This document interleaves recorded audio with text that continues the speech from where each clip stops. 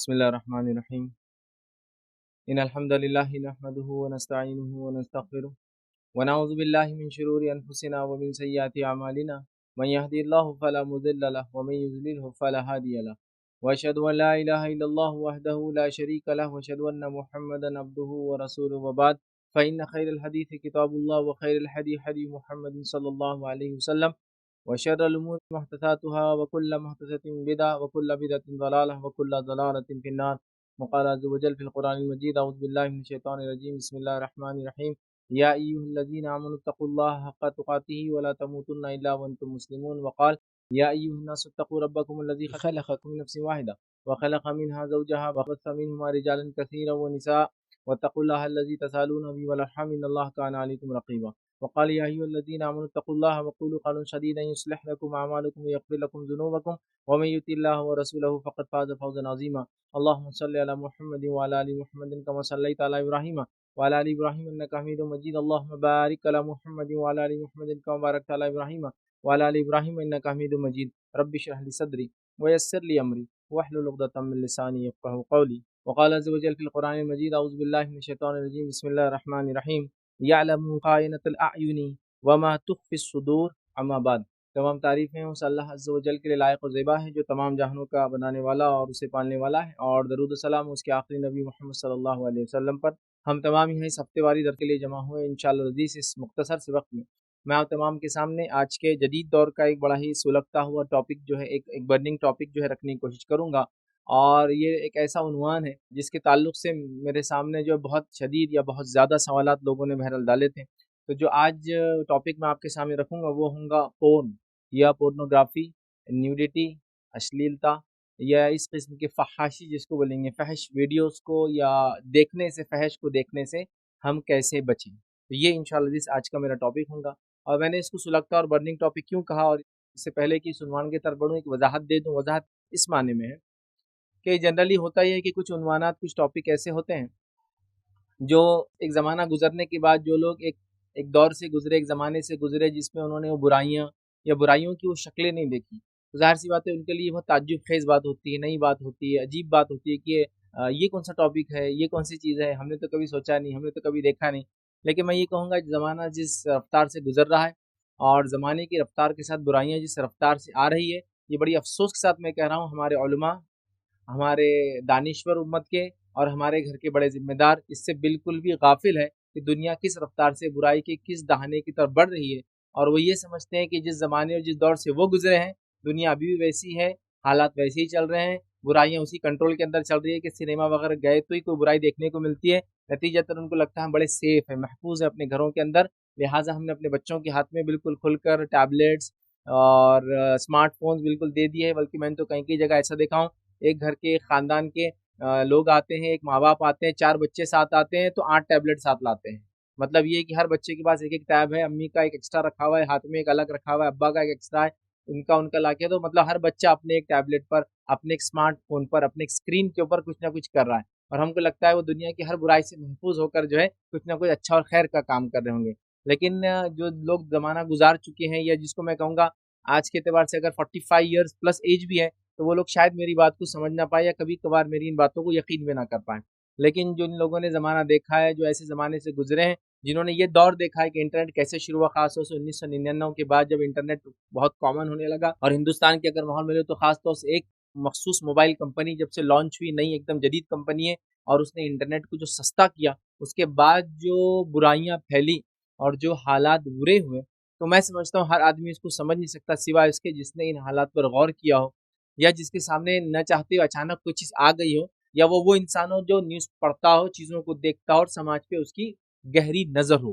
तो वही समझ पाएँगे, बाकी लोगों के लिए शायद मेरा उन्वान बेकार नज़र आए, उनको खामख़ा का नज़र आए, या यूँ भी कुछ लोग कहते हैं कि भाई इस आदमी को ऐसे उन्वानात लेने में बड़ा मज़ा आता है। लेकिन मैं जानता हूँ, मैंने लोगों के माँ-बाप के रोने को देखा है, मैंने लोगों की परेशानियों को देखा है, मैंने बच्चों की शादियाँ ना होते हुए देखा है, मैंने बच्चों के जिनसी मसाइल या नौजवानों के जिनसी मसाइल से जूझते हुए, अपने उनके निकाह टूटते हुए, ज़िनाकारी में उनका नहीं उनके बीवियों के पड़ते हुए, ज़िनाकारी की तरफ अपने बीवियों को उभारते हुए शौहरों को देखा है। क्योंकि इस बुराई ने फ़हाशी की, न्यूडिटी की, पोर्नोग्राफ़ी की उनको ये हाल कर दिया कि वो बदहाल हो गए जिनसी एतबार से उनकी जिंदगियां बेकार हो गई, मफलूज हो गई, समझ, पैरालाइज्ड हो गई और वो परेशान है।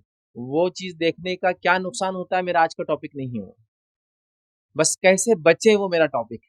मैं इसके नुकसानात के बारे में अगर देखना है तो मेरा एक टॉपिक था जिसके अंदर मैंने नशा, पोर्नोग्राफी, न्यूडिटी और उसके बाद जो है टेररिज्म, इंटरनेट के दौर के 3 जदीद फितने, ये मैंने रखा था, जिसके अंदर मैंने न्यूडिटी के बारे में मुकम्मल तौर से उसकी सिर्फ बुराइयां और उसके नुकसान क्या होते हैं जिस्म पर वो रखे थे। तो अगर किसी को जिस्मानी नुकसान क्या होते हैं न्यूडिटी देखने के, पोर्नोग्राफी देखने के, अश्लीलता देखने के, नग्नता देखने के, या जो है गंदी फिल्में देखने के, ठीक है, या फहाशी देखने के, वो मैं रख चुका हूँ। एक जिस्मानी नुकसान मैं उसमें कंप्लीट रख चुका हूँ, तो लिहाजा मैं अब उस नुकसान की तरफ या क्या क्या होते हैं वो नहीं बताऊंगा, जिसे देखना है वो देख लें। आज उससे कैसे बचे, तो ये वजाहत मैंने इसलिए दी कि कुछ लोग हो सकता है इस उन्वान को ना समझे।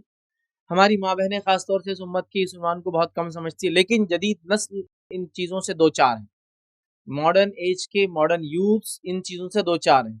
अब मैं आपको क्या बताऊं, मैं बहुत दूर की बात नहीं करता हूँ, सोशल एक्सपेरिमेंट्स नेट के ऊपर मौजूद है जिसके अंदर लोग जो है एक दूसरे से इन बातों को खुले तौर से डिस्कस करते हैं कि आप पोर्नोग्राफी देखते हैं, आपका पोर्न स्टार कौन सा है, आप न्यूडिटी को कैसा देखना पसंद करते हैं, कब देखना पसंद करते हैं, ग्रुप में देखना पसंद करते हैं। और इसमें कॉमनली मुस्लिम नॉन मुस्लिम सब ने अपने बेहतरीन और जर्रीन ख्यालात का इजहार किया है।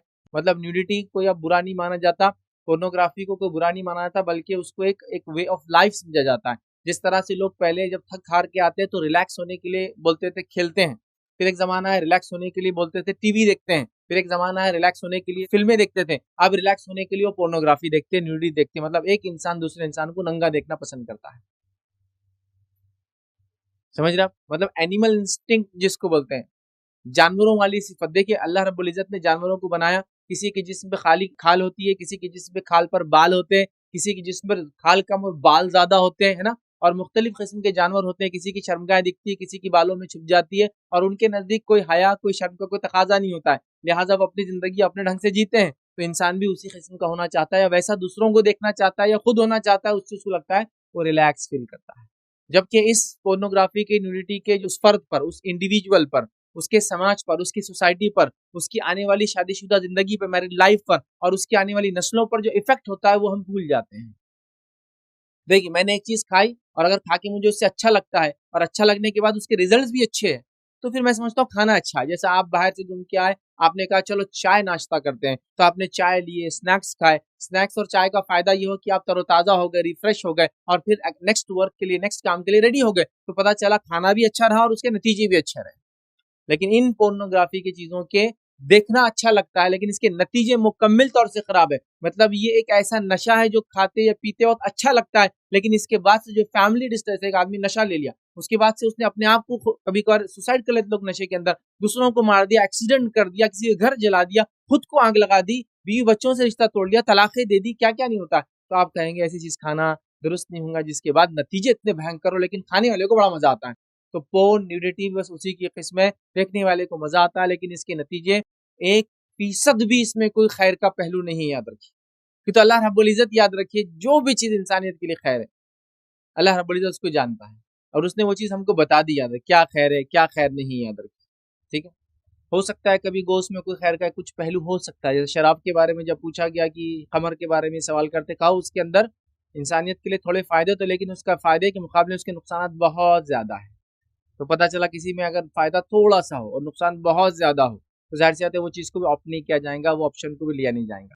तो अल्लाह रब्बुल इज्जत ने चूंकि इसको हराम करार दिया है इन चीजों को देखने को, वो इसलिए इसलिए कि इसके अंदर नुकसान इंसानियत को ज्यादा है बनिस्बत फायदे की, याद रखिए। और जनरली होता है कि खवातीन बहुत सारी चीज़ों को नहीं समझ पाती है, लेकिन मैं कहता हूँ नई नस्लों को अगर हमको संवारना है, नई नस्लों से वो काम लेना है जो हमारा रब हमसे चाहता है कि हम जो है खुद करें और दूसरों से, मतलब हमारे मातहत लोगों से करवाए, अगर हम वो चाहते हैं तो जाहिर सी बात है हमको बहुत अप टू डेट होना पड़ेगा, याद रखिए। मतलब जहाँ हम अच्छाई क्या है जानते हैं, हमको उसी रफ्तार के साथ बुराई क्या है, किन जरियों से फैलती है, कहाँ कहाँ से आती है और कैसे कैसे आती है, उसको समझना है, उसको रोकथाम करना है। और खास तौर से खवातीन को, माओं को इसमें आगे बढ़ चढ़ के हिस्सा लेना है, वरना अगर माओं को पता ही नहीं होगा दुनिया में क्या फितने हैं, क्या फसाद है, क्या बुराइयां हैं, तो फिर वो कैसे अपने आप को दूसरों को बचा पाएंगे, याद रखिए अपनी नस्लों को बचा पाएंगे। समझ रहे बात को। तो लिहाजा मेरा टॉपिक हो सकता है कुछ लोगों को इररिलेवेंट लगे, लेकिन अल्हम्दुलिल्लाह रब्बिल आलमीन ये इररिलेवेंट किसी भी हाल में नहीं है। आज के जदीद दौर के फितनों को डील करने के ताल्लुक से ये मेरा एक टॉपिक है, और इस कसरत से लोगों ने इस उन्वान पर मुझसे सवालात की है क्वेश्चंस किए कि मैं जो है आपको बता भी नहीं सकता कितने क्वेश्चन सिर्फ इस एक टॉपिक पर आते हैं। और जैसा मैंने कहा, मैंने कोई मुबालिगा मतलब ज्यादती बातों को बोलते हैं ना, बड़ा चढ़ा के पेश नहीं किया। जो मैंने कहा कि मैंने लोगों को रोते हुए देखा इस मसले पर, क्योंकि उनकी नई नस्लों को जब वो बर्बाद होते हुए देख रहे हैं तो वो परेशान है। अपने बच्चों को जब इस गंदी आदत में मुब्तला देख रहे हैं तो वो सवालात कर रहे हैं दीनी शख्सियात पे कि इसका कोई हल है क्या, इस मसले को सॉल्व कैसे किया जा सकता है, हम कैसे इस मसले से, इस फितने से अपने आप को और अपनी नस्लों को बचाए। तो ये सवालात हो रहे हैं। और अगर हम लोग भी उठे नहीं, जागे नहीं जिसको बोलेंगे, तो याद रखिए आने वाली नस्लों को हम खो बैठेंगे, आने वाली जनरेशन हमारे हाथ से निकल जाएंगी। तो आइए, मेरा टॉपिक जो है पोर्न, न्यूडिटी, गंदी वीडियोस देखने से या गंदी चीजों को देखने से हम कैसे बच्चे, और बिलखुसूस मेरा इशारा जो है उन वीडियोस की तरफ है जिसमें इंसानों को नंगा बताया जाता है और इंसान इंसान के साथ वो काम करते हैं जो मियाँ बीवी को एक दूसरे के साथ करना चाहिए, जो उनके लिए सिर्फ हलाल है। तो याद रखिए, ये चीज़ मैं आज आपके सामने रखूंगा, तो इस चीज़ को आप समझें, इसकी इंटेंसिटी को, इसके संगीन जिसको कहेंगे, इसके नतायज को हम देखें और अपने आप को और अपनी नस्लों को इस बुराई से हम बचाने की कोशिश करें। चलिए आइए, सबसे पहले जो है जज्बा जिन्स जिसको बोलते हैं, जिसको कहते हैं एक सेक्सुअल डिजायर जिसको बोलते हैं, या जिसको कहेंगे ये एक ऐसा इंस्टिंक्ट है, एक ऐसी सिफत है जो इंसान के अंदर अल्लाह रब्बुल इज्जत ने बुनियादी तौर से रखी है। क्योंकि अगर ये सिफत इंसान में ना हो तो अगली नस्ल आगे नहीं बढ़ सकती। जिन्स का जो जज्बा है, जो इंस्टिंक्ट है, जो सिफत है, अगर ये इंसान में ना हो तो नेक्स्ट जनरेशन दुनिया में आ नहीं सकती है फिर। तो अल्लाह रब्बुल इज्जत ने अपनी हिकमत के तहत नस्लों को, दूसरी नस्लों को लाने के लिए, तैयार करने के लिए जज्बा जिन्स रासिख किया हमारी फितरत में, मतलब उसको डाल दिया। ये ऐसा इंस्टिंक्ट है, ये ऐसी चीज है। बल्कि इसके ताल्लुक से मैं एक साइंस का एक डॉक्यूमेंट्री देख रहा था, उन्होंने कहा कुछ चीजें इंसानी फितरत से बगैर सिखाए के भी उन चीजों को सीख लेता है। उसमें से एक चीज उन्होंने कहा कि हंसना। एक छोटे से बच्चे को क्या समझता होगा, लेकिन हंसता है, कुछ भी आप एक्शन कीजिए हंसता है। दूसरा, भूख लगना, और भूख लगने पर क्या करना है उसको पता है, चीजों को खाना है, मुंह में डालना है। तो एक छोटा सा बच्चा भी भूख लगे तो आप समझते हैं ना, माँ के जिस्म से नजदीक होते हैं, या अगर माँ के जिस्म से नजदीक ना हो, कोई आदमी ने भी गोद में लिया हो तो अपनी मुंडी को कहाँ घुसाता, आप भी बोलते हैं इसको भूख लगी शायद। उसके नेचर में, उसके फितरत में वो चीज की वो हासिल करना चाहता है ना। और तीसरा उन्होंने कहा सेक्स, जिसको कहेंगे जिनसी जज्बा, ये उसके नेचर में, कोई उसको नहीं भी सिखाएंगे तो ये चीजें सीख लेता है। ये ह्यूमन बेसिक नेचर है जिस पर वो पैदा हुआ, याद रखिए, ठीक है। तो बहरहाल ये बुनियादी जज्बा है। जिन्स और शहवत के बारे में इस्लाम का नजरिया इफरात और तफरीत का नहीं है। जिन्स के बारे में, शहवत के बारे में, सेक्स के बारे में इस्लाम का नजरिया इफरात और तफरीत नहीं है, मतलब ज्यादती कमी का नहीं, बल्कि इस्लाम एतदाल का रास्ता बताता है, मिडिल मोस्ट पाथ बताता है, जो बिल्कुल सही तरीका बताता है। इस्लाम ये भी नहीं कहता है कि तुम जिन्स को मुकम्मिल छोड़कर रहबानियत इख्तियार कर लो, सेलिबसी इख्तियार कर लो, मतलब कभी जिंदगी में सेक्स ना करो, ऐसा भी नहीं कहता है। और ये भी नहीं कहता है कि तुम बस सेक्स ही करते रहो, जिन्स के जज्बे में, शहवत के अंदर ही पड़े रहो, बल्कि उसने कहाँ ये चीज जायज है बता दिया और कहाँ ये चीज हराम है बता दिया, और जिनसी जज्बे को गैर शरई तरीके से पूरे करने को बहुत संगीन जुर्म और क्राइम बताया, जिसके लिए बहुत सख्त सजाएं सुनाई। हम सब जानते हैं, शादीशुदा इंसान जिना कर ले तो सजाए मौत सुनाई गई, गैर शादीशुदा करे तो 100 कोड़े लगाए जाएंगे, और जलावतन करो का हुक्म दिया तो सख्त सजाएं सुनाई। क्योंकि इस्लाम चाहता है कि नस्लों का तहफ़्फ़ुज़ हो, जनरेशंस महफूज रहे, कौन किसकी औलाद है ये नोन हो, क्योंकि इससे विरासत के मसाइल जुड़े, इससे पर्दे के मसाइल जुड़े और कई मसाइल जुड़े, याद रखिए, समझ रहे हैं बात। तो नोन हो, और नस्ल की हिफाजत, ये मकासिद शरिया, शरीयत की जो मकासद है जिसके तहत उसने अहकाम जारी किए, उसमें से एक मकसद है कि जिन्स की, नस्ल की हिफाजत हो, समझ ना। तो जिनसी आलूदगी को इस्लाम ने पसंद नहीं किया, जिन से रुकना भी हुक्म नहीं दिया, बल्कि शादी करो का हुक्म दिया, और सही जगह अपने जिनसी तस्कीन को पूरा करने का हुक्म दिया। गलत जगह करने पर सख्त से सख्त वईद और सजाएं भी सुनाई है लोगों को, ये बात को हम समझ ले। इसी तरह जो है फहश गोई को, फहश देखने को, मतलब बुरी बातें करने को, बुरी चीजें देखने को इस्लाम ने सख्त हराम करार दिया, याद रखिए। मतलब देखना भी हराम है, करना भी हराम है। हो सकता है कोई देखे ना, लेकिन करता हूं मुझसे, वो भी हराम काम कर रहा है। फहश बातें, गंदी बातें करना, ये भी हराम है। न्यूडिटी, उसको देखना, ये भी हराम है, याद रखिए। सोच पे चूंकि अल्लाह पकड़ नहीं करता, ये अल्लाह का फजल है, इस मामले में जो है फिर भी हम एहतियात करें कि खामोखा ऐसी ख्यालात को ना लाए, क्योंकि ख्यालात इरादे में बदलते हैं और इरादों के बाद इंसान अमल करता है, समझिए बात को। लेकिन अल्लाह ख्यालात पे पकड़ नहीं करता है, लेकिन बोलने पे पकड़ करता है, देखने पर पकड़ करता है, ठीक है। तो हमें हर किस्म की बेहाई से बचना है, और ये भी बहुत बड़ी बेहाई, याद रखिए, जो आजकल इंटरनेट के दौर में, जदीद दौर में बहुत कॉमन, बहुत आम, बहुत सस्ती हो चुकी है, याद रखिए।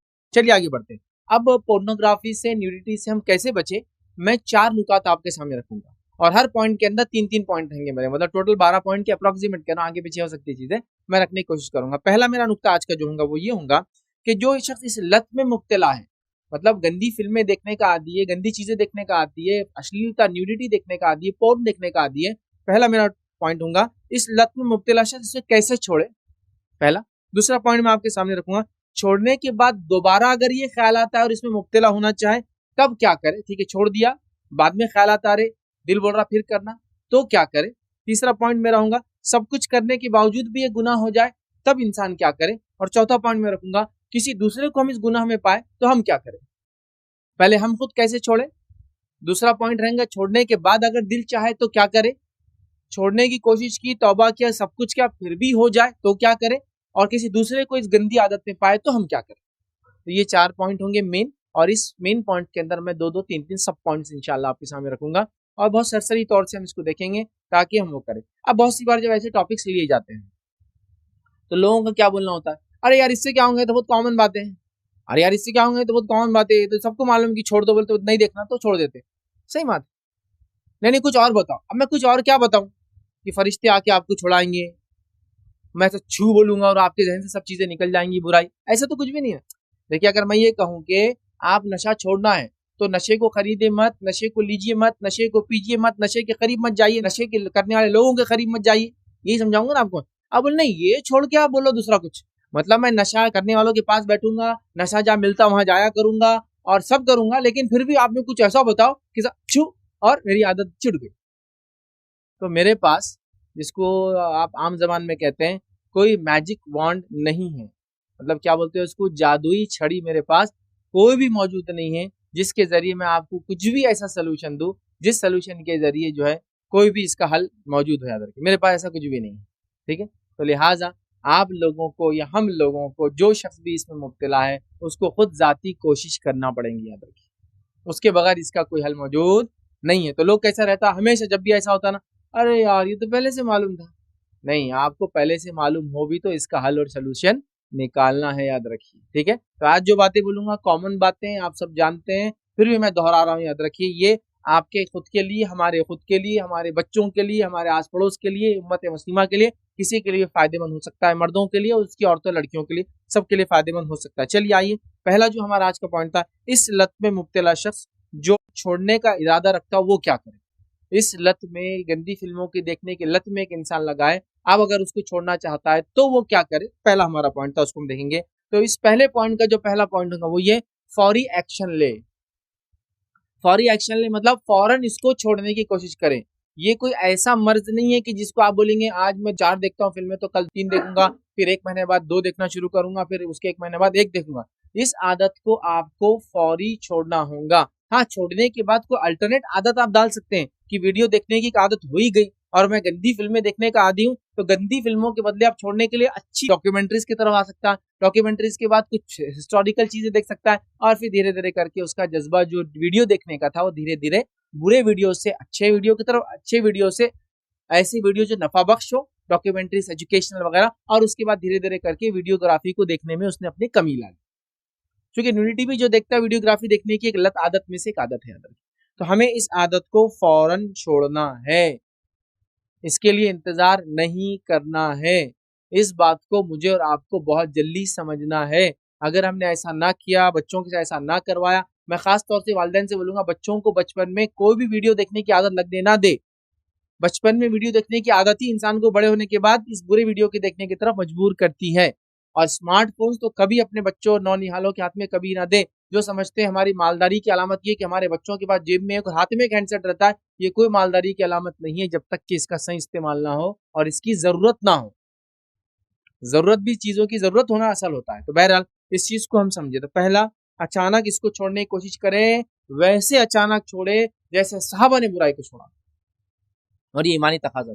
आइए वाकया सुनाता हूँ। वाकया इस तरह से बहुत तवील वाकया, मैं उसको बहुत मुख्तसर अंदाज में आपके सामने पेश करने की कोशिश करता हूँ। वाकये का लुब्बे लुबाब जिसको बोलेंगे इस तरह से है कि अनस बिन मालिक रजी अल्लाह फरमाते हैं कि मैं अबू तलहा रजी अल्लाह अन्हु के घर में था और सहाबा बैठे थे, शराब पी रहे थे और मैं शराब उनको सर्व कर रहा था। मतलब ये कब की बात है, जब शराब हराम नहीं हुई, मैं उनको शराब दे रहा था और सहाबा बैठे थे।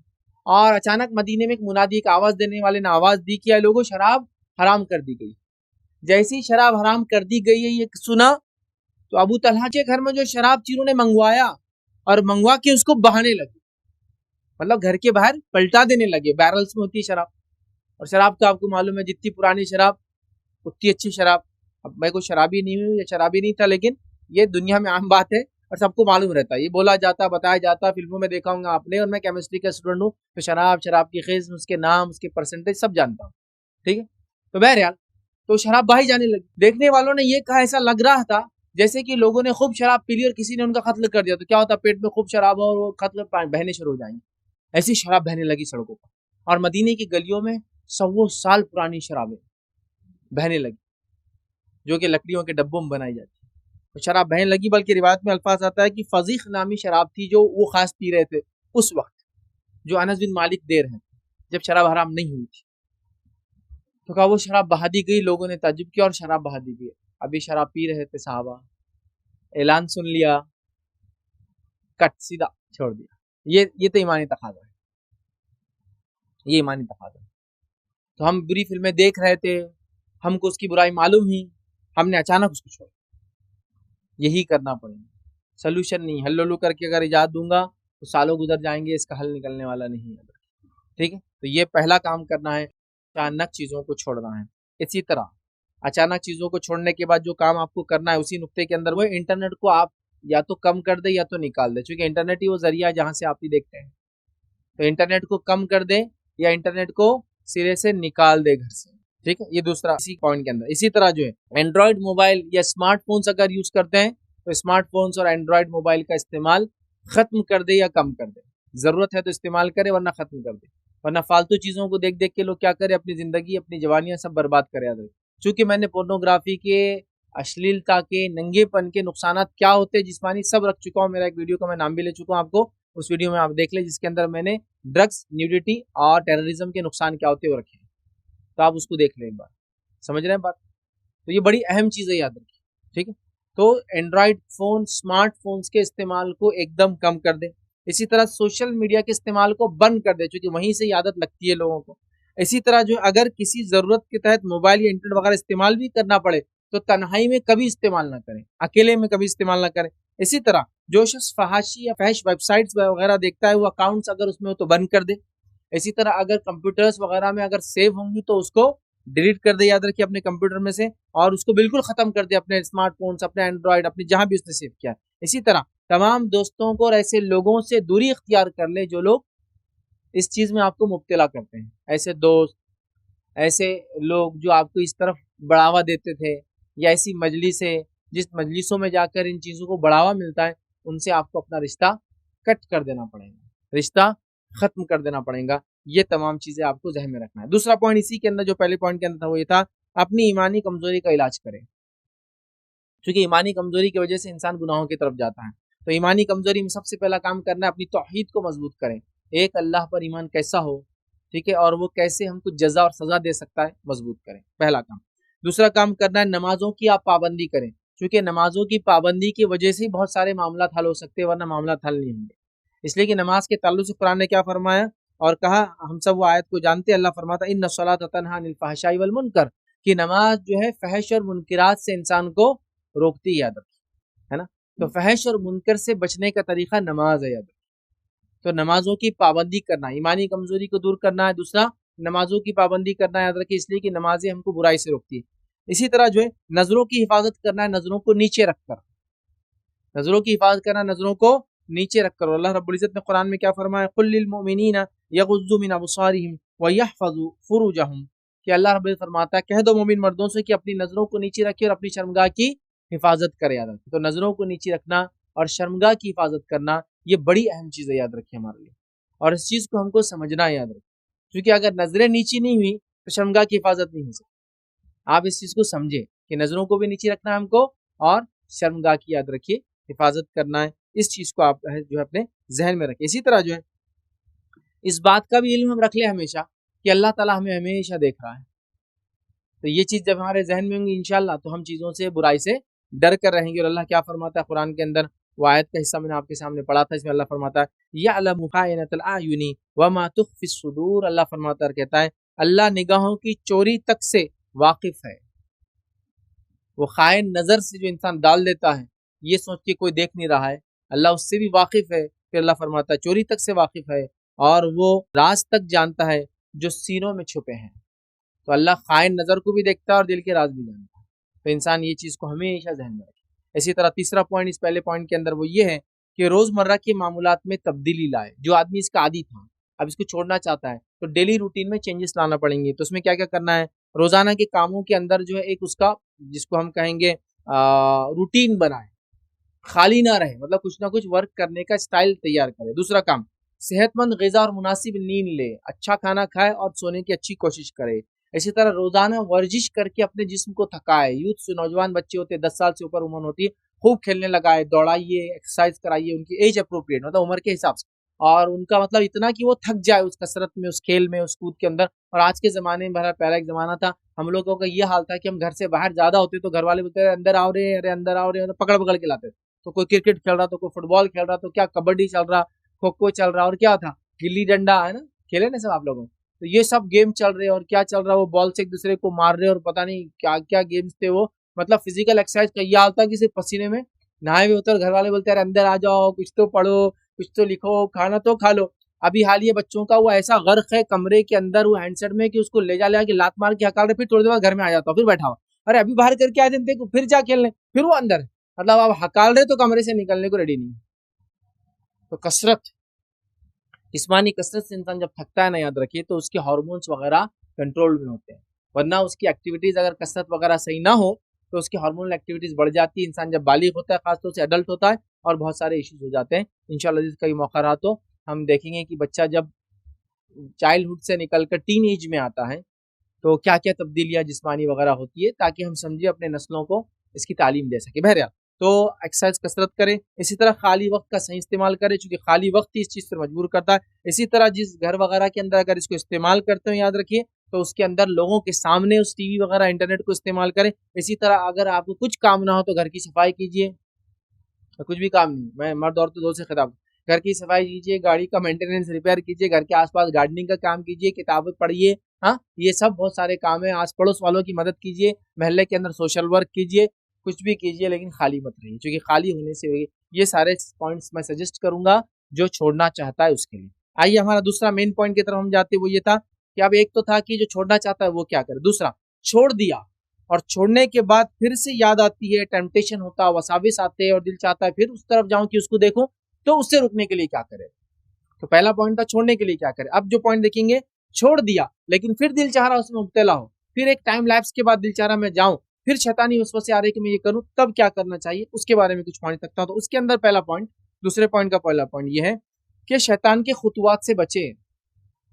शैतान के खुतुवात कैसे रहते मालूम आपको, अल्लाह रब्बुल इज्जत कुरान में क्या फरमाता है, या अय्युहल्लज़ीना आमनू ला तत्तबिउ खुतुवाति शैतानी, क्या है वो लोग जो ईमान लाए हो, शैतान के कदम ब कदम ना चलो। क्योंकि शैतान के खुतुवात कैसे रहते मालूम आपको, वो सीधे आके गुनाह नहीं करवाता आपसे। अगर सीधे शैतान और का जिना करो तो आप बोलेंगे ला हौला वला कुव्वता इल्ला बिल्लाह, तो लड़ो, औज़ बिल्लाहि मिनश शैतानिर रजीम, चल भाग मरदूद, ऐसा बोलेंगे आप।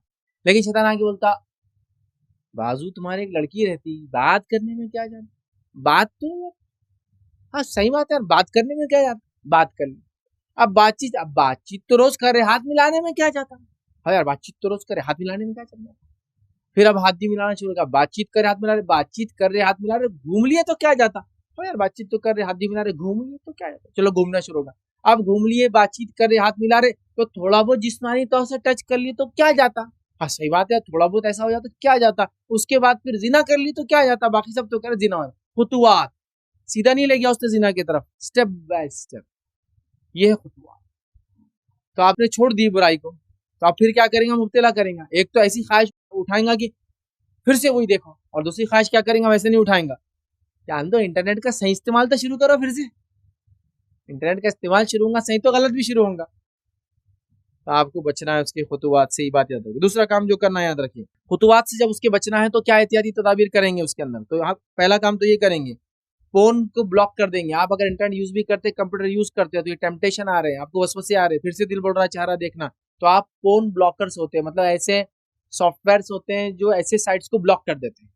क्योंकि पोर्न वेबसाइट को जनरली एक सर्टिफिकेशन होता है, और वो सर्टिफिकेशन नोन होता है, उसकी कैटेगरी होती है। अगर वो सर्टिफिकेट की फाइल्स आए तो ये क्या करता है, वेबसाइट्स को फोन ब्लॉकर्स होते हैं ये ब्लॉक कर देता है, खोलने नहीं देता है, जो जनरली बहुत सारे ममालिक में जैसे सऊदी वगैरह में भी इस्तेमाल होते हैं, जिससे आप पोर्नोग्राफी को एक्सेस नहीं कर सकते, समझ रहे आप। तो फोन ब्लॉकर इस्तेमाल करें। इसी तरह मोबाइल या कंप्यूटर ऐसी जगह रखे जहाँ सबकी नजर पड़ती हो, अगर जरूरत करना भी पड़े और टेम्पटेशन आ रहा है तो ऐसी जगह रख के काम करें जहाँ सबकी नजर पड़ती हो, तो आप कोई गलत चीज नहीं खोलेंगे इंशाल्लाह। इसी तरह मोबाइल या कंप्यूटर स्क्रीन याद रखिए, इस पर कोई कुरानी आयत या आपके माउस का कर्सर होता है, उस पर कुछ ऐसी चीज रख ले जिससे अल्लाह का जिक्र हो और आपको फिर डर लगे कि मैं उस तरफ ना जाऊं। जैसा मिसाल के तौर पर कर्सर आता है, कर्सर समझते हैं ना, माउस जब चलता है तो एक स्क्रीन में कोई चीज भागती है तो कर्सर होता है, तो वो कर्सर जो है उसके ऊपर आपने कोई ऐसा कर दिया जिक्रुल्लाह, अल्लाह अकबर कुछ डाल दिया, तो अब आपका भी दिल नहीं चाहता उसके जरिए कोई दूसरी गलत चीज क्लिक करे, क्योंकि वो कर्सर नहीं जाके हुआ होता, समझे आप। तो इस तरह से कुछ चीजें करें कि या तो स्क्रीन पे अल्लाह का जिक्र लगा दे, हमेशा जो स्क्रीन क्या बोलेंगे आपका डिस्प्ले पेज होता है उस पर हो जाए वगैरह वगैरह। इसी तरह जो है जानबूझकर ऐसे ख्यालात जहन में बिल्कुल भी ना लाए, शैतान तो लाता रहेगा, आप जानबूझकर ऐसे ख्यालात को ना आने दे, याद रखें। इसी दूसरे पॉइंट के अंदर दूसरा पॉइंट जो है माहौल से बाहर आए और फौरन जो है तवज्जो दूसरी तरफ करें। आप शैतान वसवसे डाल रहे हैं तो आप फौरन उस माहौल से निकल के आए, अपनी तवज्जो दूसरी तरफ डाल दें, समझ। या तो ऐसे दोस्तों में चले गए जो देखते हैं तो फौरन वहां से निकल जाए, मतलब उस माहौल से बाहर आना बहुत ज्यादा जरूरी है, जो कि बहुत मुश्किल काम भी होता है, आप समझ। एक तो शैतान क्या बोलता है मालूम आपको, पहले अरे मियाँ तू पहले कितना देखता था, अब तो एक हफ्ते बाद मैं तेरे को वसवसा डाल रहा है, एक देखने में क्या जा रहा फिर से। अब कई लोग मैंने देखा तंबाकू अब नहीं खाएंगे, नहीं खाएंगे, और अचानक छोड़ दी, 15 दिन हो। अब 15 दिन बाद आके शैतान क्या बोलता, 15 दिन से तूने नहीं कहा, वाह वाह का बड़ा काम किया तूने, एक पूरी खा ली तो क्या था, 5 खाता तू दिन में। अरे बोलता यार 15 दिन से एक भी नहीं खाया, वरना 5 रोज खाता तो 15 दिन में 45 पूरी, कितने मतलब कितने ज्यादा हो जाते ना, पुड़िया में खा रहा 75 पुड़िया होते थे, चलो एक खा लेते हैं, फिर एक से शुरू होकर फिर 8-10 दिन में वही, फिर 5 का सिलसिला, वही बुराई फिर। कभी वसवसा डालने नहीं दे, कोई ख्याल ना आने दे, याद रखिए से, ठीक है। और माहौल को फौरन चेंज कर दे कि भाई ऐसे माहौल में थे जहाँ लोग देख रहे, मैं नहीं बैठ सकता, निकल जाए, ऐसी चीजों के करीब ना जाए जहाँ वो चीजें होती है, वहां से निकल जाए। इसी तरह जो वर्जिश वगैरह की टेक्निक, जहन को कंट्रोल करने की टेक्निक्स, सांस की मुख्तलिफ टेक्निक्स होती है जिससे आपका माइंड डाइवर्ट होता है, वो टेक्निक्स जब तक शरीयत के दायरे में पूरी इख्तियार कर सकते हैं। मानो माइंड डाइवर्ट करने की टेक्निक्स होती है, कुछ कसरतें ऐसी होती है जिसको करने से आपका माइंड डाइवर्ट होता है, वो तमाम चीज़ों को आप करें या उन चीज़ों पे करें, कसरत वगैरह करें, ये मैं रख चुका पॉइंट, तो ये करें। इसी तरह दूसरे पॉइंट में जो तीसरी चीज़ करने की हुई है, हराम के बजाय हलाल को इख्तियार करें। अब इसमें क्या क्या हो सकता है, अगर गैर शादीशुदा है, शादी कर सकता है तो शादी कर ले, गैर शादीशुदा है शादी नहीं कर सकता है तो फिर क्या करे, रोजे रखे। जो नबी अकरम सल्लल्लाहु अलैहि वसल्लम ने फरमाया कि वो लोग जो निकाह कर सकते हैं तुम में नौजवान निकाह कर ले, जो निकाह नहीं कर सकते वो रोजे रखे, इसलिए कि रोजा शहवत से ढाल बन जाता है। वैसे रोजा आंख से भी ढाले, शहवत से भी ढाले, बुराई से इंसान को बचाता है, तो इंसान फिर रोजे रखे, ठीक है। तो लिहाजा इन चीज़ों को इख्तियार करना है। तो तीसरा पॉइंट था हराम के बजाय हलाल इख्तियार करे, या तो निकाह कर ले या तो फिर वो जो है रोजे रखे, ताकि इन चीज़ों से बच जाता है। दिन में रोजा रहेगा, शाम में खुद थका हुआ रहेगा, तो इन चीज़ों की तरफ ज़्यादा जहन इंशाल्लाह अजीज नहीं जाएंगे। अब तीसरा जो पॉइंट हमारा मेन वो ये, सब कुछ कर लिया लेकिन उसके बाद भी फिर से गुनाह हो गया, सब कुछ किया, एहतियात किया, 2 महीने एहतियात किया, 3 महीने किया, फिर एक बार दिल वाला वीडियो देखना और फिर देख लिया, तो अब क्या करें। देखिए जब ऐसा कभी होता है कि इंसान ने सब कुछ किया फिर भी उससे गलती हो गई, तो शैतान यहाँ की एक जबरदस्त जर्ब लगाता है, एक चाल चलता है। क्या चाल चलता है मालूम, तूने तौबा किया था ना 2 महीने पहले, अब तेरे से फिर से गुनाह हो गया ना, अब क्या फायदा, ये गुनाह करते रहे फिर, अब तू कब तक तू ऐसा अल्लाह ताला से खेलेगा कि माफी मांग रहा फिर कर रहा, उससे अच्छा यही काम करते रहे, माफी मांगी फिर अल्लाह ताला से। ये बहकावा कभी मत आना चाहिए। जो अगर आपने बचाया अपने आप को फिर भी इन वीडियोस की तरफ चले गए, तो क्या करना है आपको, तो पहला काम करना है, तीसरे पॉइंट का पहला पॉइंट ये रहेगा, फौरन तौबा और इस्तिगफार करना, अल्लाह का जिक्र करना है, फौरन हो गया ना चाहते हुए, फौरन तौबा इस्तिगफार, अल्लाह का जिक्र। शैतान क्या बोलता है, तौबा मत कर, इस्तिगफार मत कर, इसलिए कि तेरे को और गुनाह करना है अभी, तो कहीं को ऐसा बार बार कर रहा, अभी आराम से अपन पूरे कर लेंगे थोड़े दिन और, अभी 3 महीने नहीं किया, अभी और 1 आध महीना कर ले, फिर तौबा करना, कभी नहीं, फौरन तौबा इस्तिगफार करना है। अल्लाह रब्बुल इज्जत मोमिनों की सिफत बताए कि जब उनसे गुनाह हो जाता है फौरन तौबा करते और अपने गुनाहों पे अड़ते नहीं जानने के बाद। आइए कुरान में क्या फरमाता, अल्लाह फरमाता है, जब इनसे कोई नाशाइस्ता हरकत हो जाती है मोमिनों से, या कोई गुनाह कर बैठते हैं, तो फौरन अल्लाह का जिक्र करते हैं, ठीक, फिर और गुनाहों के लिए इस्तिगफार करते हैं, और फिर वाकई अल्लाह ताला के सिवा और इनके गुनाह कौन बख्श सकता है, और वो लोग बावजूद इल्म के बुरे काम पे अड़ते नहीं, तो फौरन इसलिए मैंने कहा तौबा करे, इस्तिगफार करे, अल्लाह ताला का जिक्र करे। अब नहीं करना चाहते थे, हो गया तो ये काम करा। दूसरा काम क्या करना है तीसरे पॉइंट में, वो ये अल्लाह से दुआएं करे और दुआओं के जरिए मदद तलब करे, खूब दुआएं करे कि अल्लाह इन चीज़ों से मुझे बचा, और दुआओं के ज़रिए मदद तलब करे। इसलिए कि अल्लाह रब्बुल इज़्ज़त ने सूरह यूसुफ के अंदर क्या बयान किया था, गौर से सुनिए। सूरह यूसुफ सूरह नंबर 12 आयत नंबर 24। इस आयत से पता चलता है अल्लाह के सिवा कोई गुनाहों से हमको बचा नहीं सकता। अल्लाह फरमाता है और उसकी तरफ बढ़ी, कौन? वो जुलेखा उसकी तरफ बढ़ी जो अजीज मिस्र की बीवी थी, उसकी तरफ बढ़ी। और यूसुफ भी उसकी तरफ बढ़ता अगर अपने रब के बुरहान को ना देख लेता। वो यूसुफ अलैहिस्सलाम की तरफ बढ़ी और यूसुफ भी बढ़ जाता अगर वो रब की तरफ से एक निशानी ना देख लेता। तो पता चला अल्लाह ताला ही है जो इंसानों को गुनाहों से बचाता है। तो दुआ करे अल्लाह मुझे गुनाहों से बचा। एक आलिम दीन थे, उनको एक औरत ने बुलाया, कुछ मुझे मसला पूछना है दीनी, और घर में अंदर आने के बाद दरवाजा बंद कर लिया और उसका इरादा बुराई कर। अब ये फंस गए, कहा बुराई करो नहीं तो मैं पूरे शहर में बोलूंगी तुम मेरा रेप करने आए थे या तो जिना। ये बड़े डर गए, लेकिन अल्लाह ने हिकमत दी। जब अल्लाह से इंसान डरता है, दुआएं करता है, तो उन्होंने दुआ किया अल्लाह मैं क्या करूं, एक तरफ मेरा इल्म दाव पे, मेरी इज्जत दाव पे लग जाएंगी अगर ये ऐसा कर देंगी, तो दूसरी तरफ मैं इससे जिना नहीं कर सकता हूँ।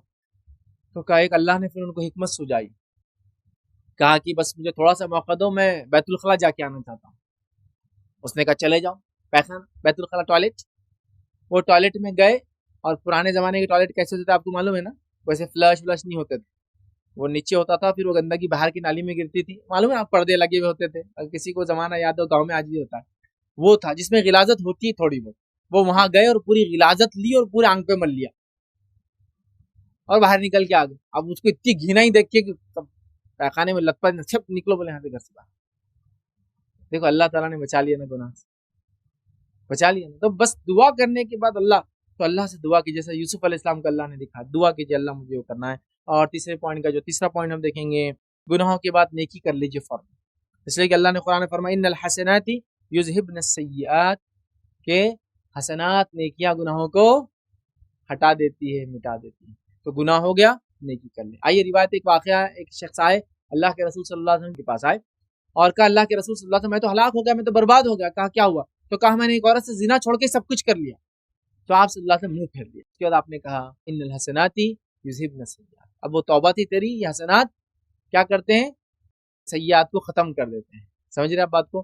तो लिहाजा मैंने इजाजत नहीं दी कि ऐसा कोई काम करके नेकी करे। बोलने का मतलब है जब ये काम हो जाए गलत तो नेकी कर ले, तौबा कर ले अपने रब से, नेकी कर ले, याद रखिए, और अल्लाह से तलब करें। इसी तरह याद रखिए कि हम जो है इस मनी के शर से कैसे बचे या शर्मगाह के शर से कैसे बचे, वो दुआ मैं आपको रख देता हूँ। दुआ इस तरह से थी जो नबी अकरम सल्लल्लाहु अलैहि वसल्लम ने सिखाई, और दुआ सुना नबी दाऊद की रिवायत है। अल्लाहुम्मा इन्नी अऊज़ु बिका मिन शर्रि समई व मिन शर्रि बसरी व मिन शर्रि लिसानी व मिन शर्रि क़ल्बी व मिन शर्रि मनी।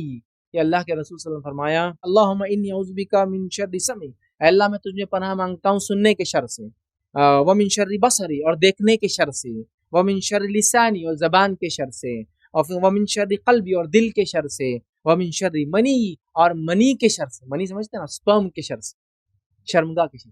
तो बसरी भी आ गया, मनी दोनों आ गया। चूंकि मैंने जो मान रखा, बुरे वीडियोस देखने का नतीजा ये होता है कि इंसान अपनी शर्मगा का गलत इस्तेमाल करता है। लेकिन अभी क्या नुकसान होते हैं मैं वो नहीं रख रहा हूँ, इसलिए मैं उसके डिटेल में नहीं है, कैसे कैसे नुकसान होते हैं, शादी कैसे नहीं कर पाता, बुराइयां कैसे फैलती, जिना कैसे फैलता, मैं वो नहीं रख रहा हूँ। तो ये दुआ जरूर करे, याद रखिए, जिसका भी ऐसा मसला है, ठीक है, ये काम करना है। अगर फिर से ये गुनाह हो जाए तो ना चाहते हुए, लेकिन कभी भी मैंने देखा लोगों को ना चाहते हुए जब वो गुनाह कर लेते, शैतान को ये बहकाता आप कर लिए ना, आप करते रहो, छोड़ो मत। ये गलती कभी मत होनी चाहिए, शैतान को ये इसके बहकावे मत आइए। चौथा जो मेन नुकता था हमारा आज का वो ये, किसी और को इस बुराई में देखे तो हम क्या करें। कोई और शख्स इस बुराई में मुब्तला है तो मैं क्या करूं। तो अगर किसी और को आप इस बुराई में मुब्तला देखें तो जो काम आपको करना है वो क्या है, पहला काम उसके अंदर जो करना है, अपने भाई की बुराई की पर्दापोशी करे। ये नहीं कि आपने किसी को देखा कि वो पोर्न देखता है, न्यूडिटी देखता है, गंदी वीडियोस देखता है, आप सबको मजलिस में जाके मालूम करते को इसका, हाँ इसका तो बहुत भारी है, गंदी वीडियो देखते बैठे रहता है, छुपा दे उसकी, सतरपोशी कर दे, क्योंकि इसका वो जाती गुनाह है, समाजी गुनाह नहीं है। एक गुनाह होता है जो समाजी होता है, उसको तो बताना पड़ेगा आपको। जैसा कि मैं लोगों को धोखे देता हूँ, पैसे के धोखे, चलो बिजनेस करना है, 50,000 लाओ, ऐसा बिजनेस धोखे दे रहा हूँ। तो अगर जैसे मुझे मालूम होगा कि फैज साहब धोखा देते तो मैं दूसरों को क्या करूंगा, मालूम, जाकर फौरन बोलूंगा अरे उनके साथ बिजनेस मत करो, क्योंकि वो समाजी गुनाह है, उसका नुकसान सबको होता है। लेकिन एक होता है जाती गुनाह, जो इंसान अपने अंदर, जैसा कि कोई इंसान घर के कमरे में जाके, टॉयलेट में जाके छुप के सिगरेट पी रहा, उसका जाती गुनाह। समाजी उससे कोई वो नहीं होता, उसका पर्सनल लाइफ का सीन है वो, आप उसको पब्लिक में बयान मत कीजिए, ठीक, वो पर्सनल सीन है। ये बात को हम जहन में रखे, याद रखिए कि एक जाती गुनाह होता है और एक समाजी। समझे आप बात? लेकिन कोई दूध में मिलावट कर रहा है, लेकिन कोई खाने पीने की चीजों में करता है, ये समाजी गुनाह है उसका, लोगों को तकलीफ देता है। धोखे दे के शादी करता है लोगों की बच्चियों से, धोखे दे दे की शादियां करवाता है लोगों की। आपको मालूम, धोखेबाज ये मुचाता है जो रिश्ते करता है, समझे? तो आप उसके बारे में बोलेंगे अरे ये धोखेबाज है, लेकिन जाती। तो ये पोर्नोग्राफी भी क्या है? जाती गुनाह है उसका, छुपा दे। लेकिन इसका मतलब ये नहीं कि वो नहीं करना, छुपाना और उसकी इस्लाह करना कि तुम छोड़, छुपाना और उसको बताते रहना, जतलाते रहना कि ये काम को तुम्हें छोड़ना है। याद रखिए बड़ी अहम चीज है। तो पर्दा पोशी करे, उयूब को उसके छुपाए। दूसरी चीज याद रखिए जो करना है चौथे पॉइंट में, वो ये है लानत मलामत के बजाय उसके जमीर को झंझोड़ना चाहिए। लानत मलामत नहीं करना चाहिए, बल्कि उसके जमीर को झंझोड़ना चाहिए। ये चीज को आप जहन में रखिए, इसलिए कि लानत मलामत करने से बहुत सारे इश्यूज पैदा होते हैं। आइए एक वाक़या सुनिए। एक शख्स था, नबी अकरम सल्लल्लाहु अलैहि वसल्लम के ज़माने की बात है, और उसने नबी अकरम सल्लल्लाहु अलैहि वसल्लम के पास आया, ईमान कबूल किया और कहा मुझे एक चीज़ की इजाज़त दीजिए। तो कहा किस चीज़ की इजाज़त चाहिए? तो कहा ईमान कबूल करने के बाद मुझे इसकी इजाज़त दीजिए कि मैं जिना करता रहूँ। नबी अकरम सल्लल्लाहु अलैहि वसल्लम ने उसकी बात सुनी और अल्लाह के रसूल ने उसके ज़मीर को झंझोड़ा। कैसा कहा? क्या तुम चाहोगे तुम्हारी माँ के साथ कोई जिना करे? तो कहा अल्लाह के रसूल से कैसे मैं चाहूंगा? तो कहा कोई और भी नहीं चाहेंगे उसकी माँ के साथ जिना करे, क्योंकि औरत किसी की माँ होंगी ना। कहा क्या तुम चाहोगे तुम्हारी बेटी के साथ कोई जिना करे? तो कहा अल्लाह के रसूल सल्लल्लाहु अलैहि वसल्लम कैसे? तो कहा कोई और भी नहीं चाहेंगे उसकी बेटी के साथ जिना करे। कहा क्या तुम चाहोगे कि तुम्हारी जो है बहन के साथ कोई जिना करे? तो कहा अल्लाह के रसूल सल्लल्लाहु अलैहि वसल्लम कैसे? तो कहा कोई और भी नहीं चाहेंगे उसकी बहन के साथ जिना हो। कहा क्या तुम चाहोगे तुम्हारी फूफी के साथ कोई जिना करे? तो उसने कहा अल्लाह के रसूल नहीं। तो कहा कोई और भी नहीं चाहेंगे उसकी फूफी के साथ जिना हो। ये तमाम बातें सुनते ही वो शख्स की जमीर जाग गया, और फिर नबी अकरम सल्लल्लाहु अलैहि वसल्लम दुआ दी। दुआ क्या थी? ऐ अल्लाह इसके गुनाह बख्श दे और इसकी शर्मगाह की हिफाजत कर। क्या कहा? अल्लाह इसके गुनाह बख्श दे और इसकी शर्मगाह की हिफाजत कर। याद रखिए, तो ये बड़ी अहम चीज़ है, याद रखिए। तो जो पॉइंट हम देख रहे थे चौथे का, याद रखिए दूसरा वो है फितरी गैरत, ज़मीर को जगाना है, गुनाह को छुपाना है, उसके गैरत को जगाना। तीसरा काम जो करना है इस चौथे पॉइंट के अंदर वो ये, इसके साथ डॉक्टरों वाला सलूक करे, वकीलों वाला सलूक ना करे। डॉक्टर क्या करता है? अगर कोई पेशेंट आ जाए तो इलाज भी करता है, तकलीफ भी देता है, लेकिन कभी गलत अल्फाज बोलता नहीं। मिसाल देखिए, एक डॉक्टर के पास एक पेशेंट आ गया, डॉक्टर साहब क्या होगा? बहुत बड़ा फोड़ा आ गया हाथ का, किसी को हाथ नहीं लगा। डॉक्टर कैसा करते हैं? बताओ बताओ, देखो पेशेंट होता नहीं नहीं नहीं नहीं, अरे तुझे तो बताओ बताओ बताओ बताओ तो करके मारा और फोड़ दिया। पेशेंट चिल्ला, कुछ नहीं होता है, दादा फोड़ा था, चलो चलो बताओ मेरे को, ऐसा नहीं कुछ नहीं होता। हाँ चलो चलो अभी स्किन निकाल के अंदर का सफाई करेंगे। नहीं डॉक्टर साहब बहुत तकलीफ। अरे एक मिनट, अरे हो रहा बेटा, ऐसा नहीं है, उधर देखो, ये देखो देखो, और वो ऊपर की जिल निकाल के अंदर किसी के साफ करना पड़ता है ना। सब करता हो, मतलब जो करना है, जख्म को पूरा तकलीफ भी देता है, लेकिन कभी चिढ़ता नहीं, कभी डरता नहीं। अब वकील उसके मुकाबले में क्या करेगा कि भाई अल्लाह फोड़ा तुम्हारा सही करना है, मेरे को साफ कर देता, मेरे को तकलीफ हो रही, तेरा मसला है, मैंने बोल दिया था, मेरा काम होगा, चल जा मर फिर अब फोड़े के साथ। डॉक्टर वैसा नहीं करता, उसका इलाज भी करना है, नजदीक भी बुलाता, नहीं नहीं बोल के सब करता जो नहीं करना है।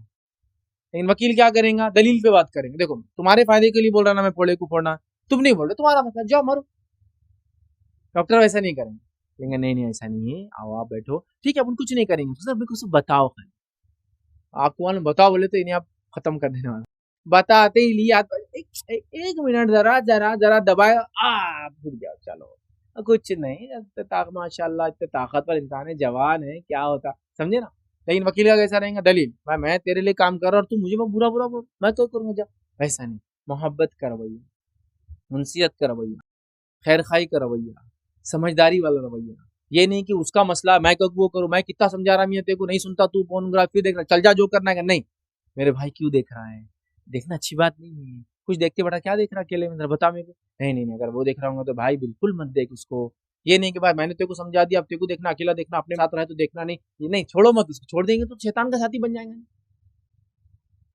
इसी तरह लानत मलामत भी मत करो उसको हमेशा, तेरे को कितने बार समझाया, तेरे पे लानत है तू ऐसा कर मत करो, इसलिए क्या होगा? आपकी लानत मलामत से वो गुनाह छुप कर करेंगे।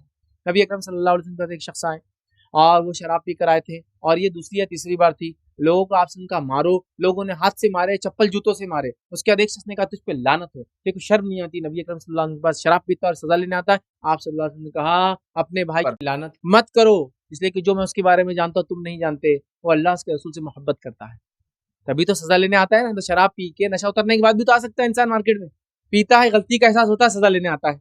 तो एक शराबी ने शराब पी घर में पड़ा रहा तो कौन सजा दे सकता है उसको? तो कहा वो अल्लाह के रसूल से मोहब्बत करता है, इसलिए गलती करता है तो सजा भी ले लेता है, समझिए। तो लिहाजा मोहब्बत के रवैये के साथ, उनसियत के साथ, अच्छाई के साथ, खैर खाई के साथ, प्लानिंग के साथ उसकी इस्लाह करें। अब ये मसला हो सकता है आपके दोस्त की मैंने मिसाल दी, लेकिन ये मसला हो सकता है आजकल हमारे बच्चों को हमने देखा वो गंदी चीजें देख रहे हैं, अपने साथ के लोगों को अपने देखा। आप समझ रहे, ये हो सकता है फोन से, गंदी फिल्मों से कोई नहीं बचा, ना मर्द बचे ना औरतें बचे। आप ये सब कुछ फहमी खुश ख्याली में जिंदगी मत गुजारिए कि ऐसा कहाँ होता है यार, ये तो पता नहीं फिल्मों की बातें कर रहे फैज साहब। नहीं, ये हकायक है, हकायक से मुंह मोड़ा नहीं जा सकता, रियलिटीज को आप फेस करना ही पड़ता है। तो आपको क्या करना पड़ेगा, प्लान ऑर्डर में अपने बच्चे बच्ची की सलाह करना पड़ेगी, प्लान ऑर्डर में अपने घर के नौजवानों की सलाह करना पड़ेगी, प्लान ऑर्डर में अपने दोस्तों की सलाह करना पड़ेगी, प्लान ऑर्डर में जिम्मेदारों का काम होगा कि अपनी नई नस्लों की तरबियत करे, उलमा का काम होगा कि आने वाली जनरेशन की सलाह करे।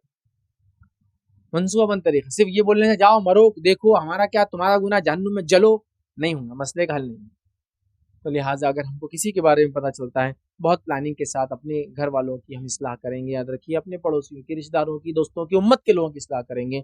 तो बहरहाल ये 4 नुकात थे जो मैंने मुनासिब समझे कि जो शख्स इस बुराई में मुब्तला है वो कैसे अपने आप को बचा सकता है। तो पोर्न देखने से, न्यूडिटी देखने से, गंदे वीडियो देखने से अपने आप को हम कैसे बचा सकते हैं, मैंने आपके सामने बात रखी और मैंने 4 नुकात की शक्ल में बात रखी। हर नुक्ते के अंदर फिर मैंने आपके सामने फिर 3-3 नुकात रखे, तो 12 नुक्ते आपके सामने रखे। जो 4 नुकात हमने अहम देखे वो ये थे, याद रखिए कि जो शख्स इस लत में मुब्तला है उसको कैसे छोड़े। दूसरा हमने देखा कि जो मुब्तला था छोड़ दिया लेकिन अब फिर से उसको फिर से एक एहसास हो रहा है, वसवसे आ रहे देखने के, तो क्या करें। छोड़ने के बावजूद भी अगर देख लिया गुनाह हो जाए तो फौरन क्या करें। और चौथा, किसी और को पाए इस गुनाह में तो हम क्या करें। ये 4 चीज़ों को बहुत मुख्तसर अंदाज में मैंने आपके सामने रखने की कोशिश की। फिर कभी मौका मिला तो हम जो है तफसील में न्यूडिटी देखने के जिस्मानी और जहनी क्या नुकसान होते हैं मैं इंशाल्लाह रखने की कोशिश करूंगा ये लेक्चर इंशाल्लाह, ताकि हमें इसके नुकसान भी पता चले और हम नुकसान को समझते अपने नफ्स को बचाने की बहरहाल कोशिश करें। तो ये चंद बातें थी जो मैंने मुनासिब समझी आज के जदीद दौर में, जदीद मीडिया के दौर में जो बुराई फैल रही है न्यूडिटी पोर्न की शक्ल में, उससे हम कैसे बचें। और जो है अगर इंसान कोशिश करे, इसके लिए अज़्म करे, पुख्ता इरादा रखे, तो इससे बचना कोई नामुमकिन नहीं, याद रखे। इट्स पॉसिबल, मतलब ये कोई भी इम्पॉसिबल चीज़ नहीं है। लोग बहुत सारी बार बोलते हैं नशा छुड़ाना है किसी को, तो बोलते हैं इम्पॉसिबल, नशा करने वाला कभी नहीं छोड़ सकता। इसी तरह को बोलते हैं फिल्में, तो बोलते हैं इम्पॉसिबल, फिल्म देखने वाला कभी नहीं छोड़ सकता। सिगरेट पीने वाले को सिगरेट छोड़ना तो इम्पॉसिबल, सिगरेट पीने वाला अगर 50 साल सिगरेट नहीं छोड़ता। लेकिन मैं आपको दावे से कहता हूँ, मैंने ऐसे लोगों को देखा जो 20-20, 25-25 साल से शराब पी रहे थे, सिगरेट ही पी रहे, जब दीन की तालीम जहन में आ गई, दीन का इल्म आ गया, उन्होंने उस चीज को छोड़ दिया। एक रमजान आया और उन्होंने जो छोड़ा तो फिर जिंदगी बदल गई। हालांकि छोड़ने की वजह से कई नुकसान जिस्मानी हुए, लेकिन फिर हाथ नहीं लगा। जिना की बुराई में मुब्तला थे, तौबा की, दीन पर आए, जिंदगी बदल गई। जो जिंदगी जिना में गुजारी थी, तौबा कर ली, तमाम लोगों से तौबा माफी मांग ली और जिंदगी बदल दी। मैंने लोगों को देखा था कि लोग गुनाहों में मुब्तला रहे लेकिन जिंदगियों को बदला। आप करना चाहे इरादा, सब कुछ पॉसिबल है। मैं कहूंगा यस, इट इज पॉसिबल। लोग कहते हैं नहीं शराब पॉसिबल ही नहीं कोई छोड़े, ड्रग्स इम्पॉसिबल कोई छोड़े, इसी तरह जिना इम्पॉसिबल कोई छोड़े। नहीं, मैं कहता हूँ यस, इट इज पॉसिबल। आप चाहे आप इरादा करें और अल्लाह से दुआ करें, अल्लाह रब्बुल इज्जत का जिम्मा है कि आपकी मदद जरूर करेगा। आप सिर्फ पुख्ता इरादा करें। देखिए अपनी जिंदगियों को आप छानिए, कुछ ना कुछ जिंदगी के ऐसे गुनाह होंगे जो आपने कभी ना कभी तौबा करके छोड़े होंगे। उन गुनाहों को जब करते थे तो कैसा लगता था कि अब तो इसमें से कभी नहीं निकलूंगा, अब तो इसमें से कभी नहीं निकलूंगा। लेकिन जब आपने तौबा की, आपकी रब ने आपकी मदद की, आपको उस गुनाह से निकाला, दोबारा आज आप गुनाह में नहीं है, ये अल्लाह रब्बुल इज्जत का फजल है आप पर, हम पर। तो उसी तरह हम गंदी वीडियो देखने के इस गुनाह से भी बच सकते हैं, अल्लत और इस आदत से बच सकते हैं। हम लोग जिना की आदत से बच सकते हैं, हम लोग मास्टरबेशन की आदत से, इसको कहते हैं मुश्तदनी, उससे बच सकते हैं। हम हर गुनाह से बच सकते हैं। बस एक मोमिन का संजीदा और पुख्ता इरादा हो, रब्बुल इज्जत से वो दुआ करे, फिर रब देखिए आपकी कैसी मदद करता है। और एक से बड़े एक गुनाहगार लोगों ने जब गुनाह को छोड़ा है, तो मेरे और आपके लिए क्या है ये चीज। कोशिश तो करे, कोशिश तो करे, इरादा तो करे, जहन तो बनाए, इन गंदी पिक्चरों को देखना छोड़े, वरना इसके माशरती, समाजी, माशरे पर, समाज पर, माल पर, दौलत पर, आपके जहन पर, आपकी सेहत पर, आपकी मैरिड लाइफ पर और आपकी आने वाली नस्लों पर क्या इफेक्ट होता है, बहुत भयानक होता है। आज चूंकि उन्वान नहीं था तो कभी मैं इंशाल्लाह उन्वान जरूर रखूंगा कि पोर्नोग्राफी के फिजिकल एंड मेंटल नुकसान, मतलब जिस्मानी और जहनी क्या नुकसान होते हैं, फिर कभी रखेंगे। तो लिहाजा एक पुख्ता इरादे की जरूरत है एक मोमिन के लिए, एक मुस्लिम के लिए, वो ये कर सकता है। और अगर कोई नॉन मुस्लिम मेरी बात को सुन रहा है तो उसके लिए भी ये बात है कि ये चीज़ बहुत अच्छी नहीं है जिस्म के लिए, बहुत नुकसानदेह है इन वीडियोस को देखना। इससे जहन खराब होता है और उसके बाद जिस्म भी इंसान का खराब होता है। तो हम लोग बहरहाल उससे बचने की बहरहाल जो कोशिश करें। इसी पर अपनी बात को मैं खत्म करूंगा। अल्लाह रब्बुल इज्जत से दुआ है कि अल्लाह सुब्हानहू तआला हर किस्म के गुनाहों से हमारी जो हिफाजत करे। अल्लाह रब्बुल इज्जत इंटरनेट के दौर के तमाम फितनों से हमारी और उम्मत मुस्लिमा के जो मुकम्मल तौर से हिफाजत करें। अल्लाह रब्बुल इज्जत जब तक हमें जिंदा रखे, इस्लाम और ईमान पर जिंदा रखे, खात्मा जब भी हमारा ईमान पर खात्मा। व आखिर दावाना अनिल हम्दुलिल्लाहि रब्बिल आलमीन।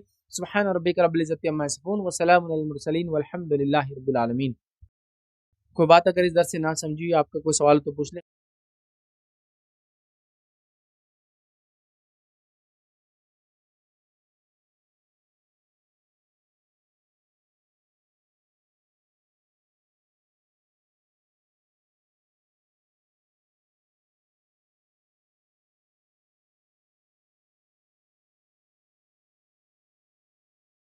बिस्मिल्लाहिर्रहमानिर्रहीम अल्हम्दुलिल्लाहि रब्बिल आलमीन वस्सलातु वस्सलामु अला खातमिन नबिय्यिन वल मुरसलीन रब्बि इश्रह ली सदरी व यस्सिर ली अमरी वहलुल उक़दतम मिन लिसानी यफ़क़हू क़ौली अम्मा बाद। जैसे कि अपने माहौल में मोबाइल बहुत आम चीज़ है, सर्च करे तो 2 मिनट में आ जाता, 2 सेकंड में फोनोग्राफी।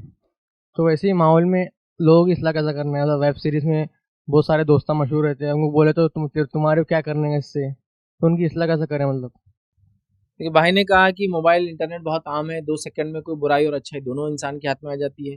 जब दोस्तों को समझाते तो बोलते भाई ये मेरा मसला है, तुम क्या कुछ नहीं वो कर रहे, मैं देख रहा हूँ क्या करें। तो देखिए, जब दोस्त से दोस्ती का आपका क्या लेवल है, उसके हिसाब से उसकी इसलाह उसकी मेंटल कैफियत और आपकी दोस्ती के लेवल के हिसाब से होंगी। आप समझ रहे बात को? जैसा कि आपकी दोस्ती बहुत जिगरी है, याराना जिसको बोलते हैं काम जबान में, ठीक है, तो बहुत ज्यादा जिगरी आपकी दोस्ती है, तो तब तो आप उसको जाके पीछे से कंधे पे हाथ मार के पट्टे क्या कर रहा बोल के कांधा उसका दबा के हैंड उसका लेके जिम में रख के भी कर सकते हैं। ये डिपेंड है आपकी दोस्ती की क्या लिमिट है। कभी ये होता है कि भाई मैं आपको देखता हूँ ऐसा देख रहे हैं, आप एहतियात कीजिए, क्योंकि आपका लेवल वो नहीं है कि आप उसे मोबाइल छीन सके दोस्ती का।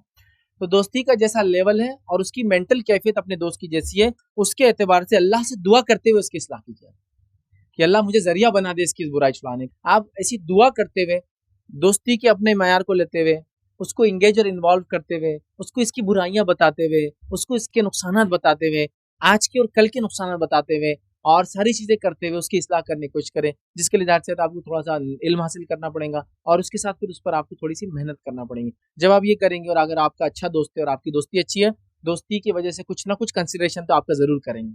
मेरे एक अजनबी का नहीं करेंगे, लेकिन दोस्त के बारे में काफी अच्छा सोच रखते हैं और करते हैं। तो लिहाजा आप well plan, well ordered, well orchestrated जिसको कहेंगे, एक तरतीब के साथ, अच्छाई और हुस्न खूबी के साथ, बेहतरीन तरीके से, बगैर मार्केटिंग के कि अरे मेरा दोस्त देखो बैठ वेब सीरीज देखता है फलां देख रहा।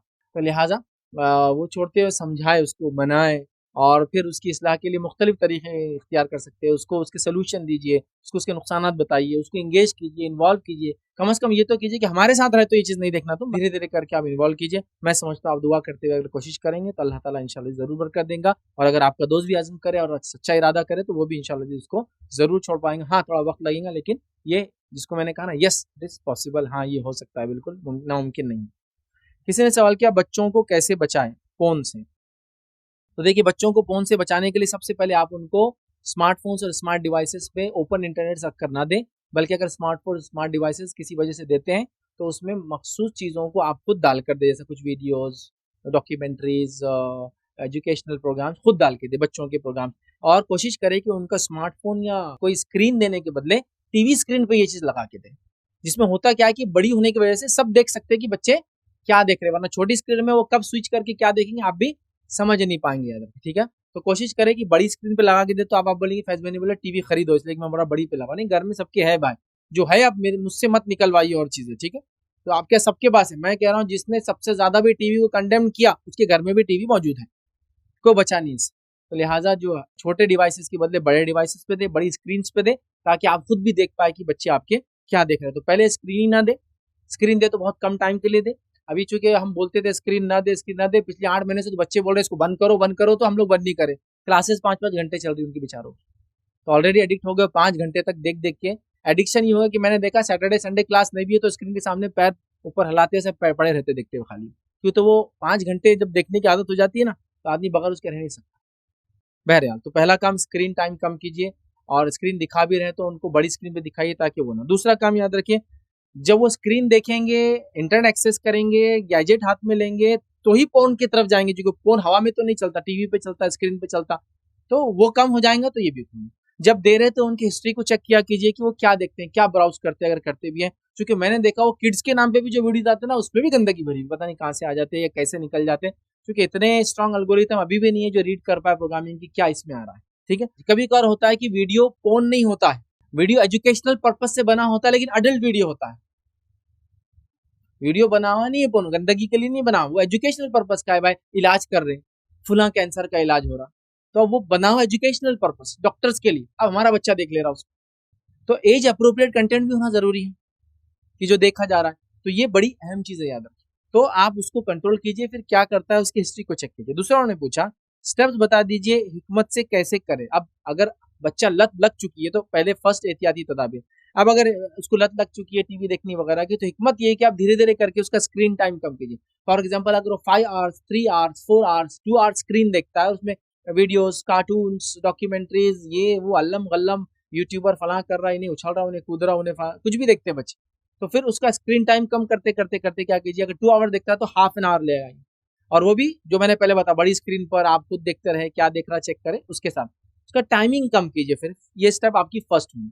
अगर बुरी चीज की उसको लत लग चुकी है तो उसको उसकी कबाहत बताइए, और उसकी उम्र के हिसाब से उसको, चूंकि वो छोटा है तो आप उस पर प्रेशर भी डाल सकते, थोड़ा सा प्रेशर इन द सेंस उसको थोड़ा सा जिसको कहेंगे पावर के साथ, या जिसको कहेंगे थोड़ा फोर्सफुली वो कर सकते हैं कि ये चीज तुम नहीं देखो, ठीक है। और बच्चे भी जाहिर सी बात ये चीज देख के कोई नहीं बोलेंगे हम देखेंगे, वो भी डर जाएंगे और मालूम हो रहा घर वालों को। और अगर आपको मालूम भी हो कुछ खराब देख रहा तो एकदम उसको नहीं बोलेंगे ये खराब है, या मैंने देख लिया तुम ये देख रहे चुका, उसको ये पता चल जाए वो क्या देख रहा था आपने देख लिया, तो उसका डर कम हो जाएगा फिर आपसे। लेकिन धीरे धीरे मुझे ऐसा लग रहा तुम कुछ गलत देख रहे, तो एकदम उसका ऐसा नहीं नहीं ऐसा तो कुछ भी नहीं, वैसा नहीं, हिस्ट्री डिलीट करेगा फला करेगा, समझा। तो इस तरह से उसको कंट्रोल करे। अगर आपको मालूम है सीधे ना बोले कि तुमने वो देखा मैंने देख लिया, इसलिए कि फिर उसका डर खत्म हो जाएगा, ठीक है। तो ये स्टेप्स आप ले सकते हैं, टाइम कम करके धीरे धीरे बोल के डरा कर इस धमका कर ये कर सकते हैं। इसी तरह उन्होंने कहा पेरेंट्स क्या दुआ करे बच्चों के लिए। देखिए पेरेंट्स क्या दुआ करे उससे ज्यादा मैं कहूंगा हमको आपके लिए और आपको हमारे लिए दुआ करने की जरूरत है, क्योंकि बुराई लाने वाले हम हैं। बच्चे के पास स्क्रीन हाथ में कैसी आई, तो पहले मैं दुआ करता हूँ कि अल्लाह हमारे हाथों से स्क्रीन को छीन ले, तो फिर शायद बच्चों के मामले में हूँ। अब मेरा हाल क्या है देखिए, ऑफिस में मेरा लैपटॉप, बच्चा आगे देख रहा अब्बा स्क्रीन पे बैठे, फिर ऑफिस से निकल के घर पर चला गया तो फिर या तो टैबलेट या तो हैंडसेट हाथ में है, क्योंकि अब वो दिन भर के जो व्हाट्सएप के मैसेज लोगों ने किया उसका रिस्पॉन्स भी तो देना है ना, तो वो मैं कर रहा हूँ। फिर वो देख रहा खाते वक्त भी वही है हाथ में वही, फिर मैं सो रहा हूँ तो सोते सोते वही है, तो मेरे बाजू आके देखता हो कभी कभार बच्चा की क्या देख रहे अब्बा, है ना। फिर अम्मी अब्बा सो रहे तो दोनों की पीठ एक दूसरे की तरफ रहती, क्योंकि दोनों को फुर्सत नहीं बात करने की, इन्हों उधर रिस्पॉन्सेस दे रहे इन्हों इधर रिस्पॉन्सेस दे रहे, ये आजकल हो गया cut cut cut cut cut इधर आवाज आती है इधर कट कट कट, दोनों बताना नहीं चाहते स्क्रीन पे क्या चल रहा। प्राइवेसी प्राइवेसी अच्छी बात है, रहना चाहिए ऐसी प्राइवेसी, ठीक। तो प्राइवेसी के नाम पे ये भी चल रहा है, आप समझ रहे बात। फिर हम बोल रहे बच्चों को कैसे बचाए इससे, तो मेरा बोलना क्या है आप सुनिए। बच्चे वो नहीं करते जो हम उनको कहते हैं, बच्चे वो करते हैं जो हमको करते हुए देखते हैं, आप समझे।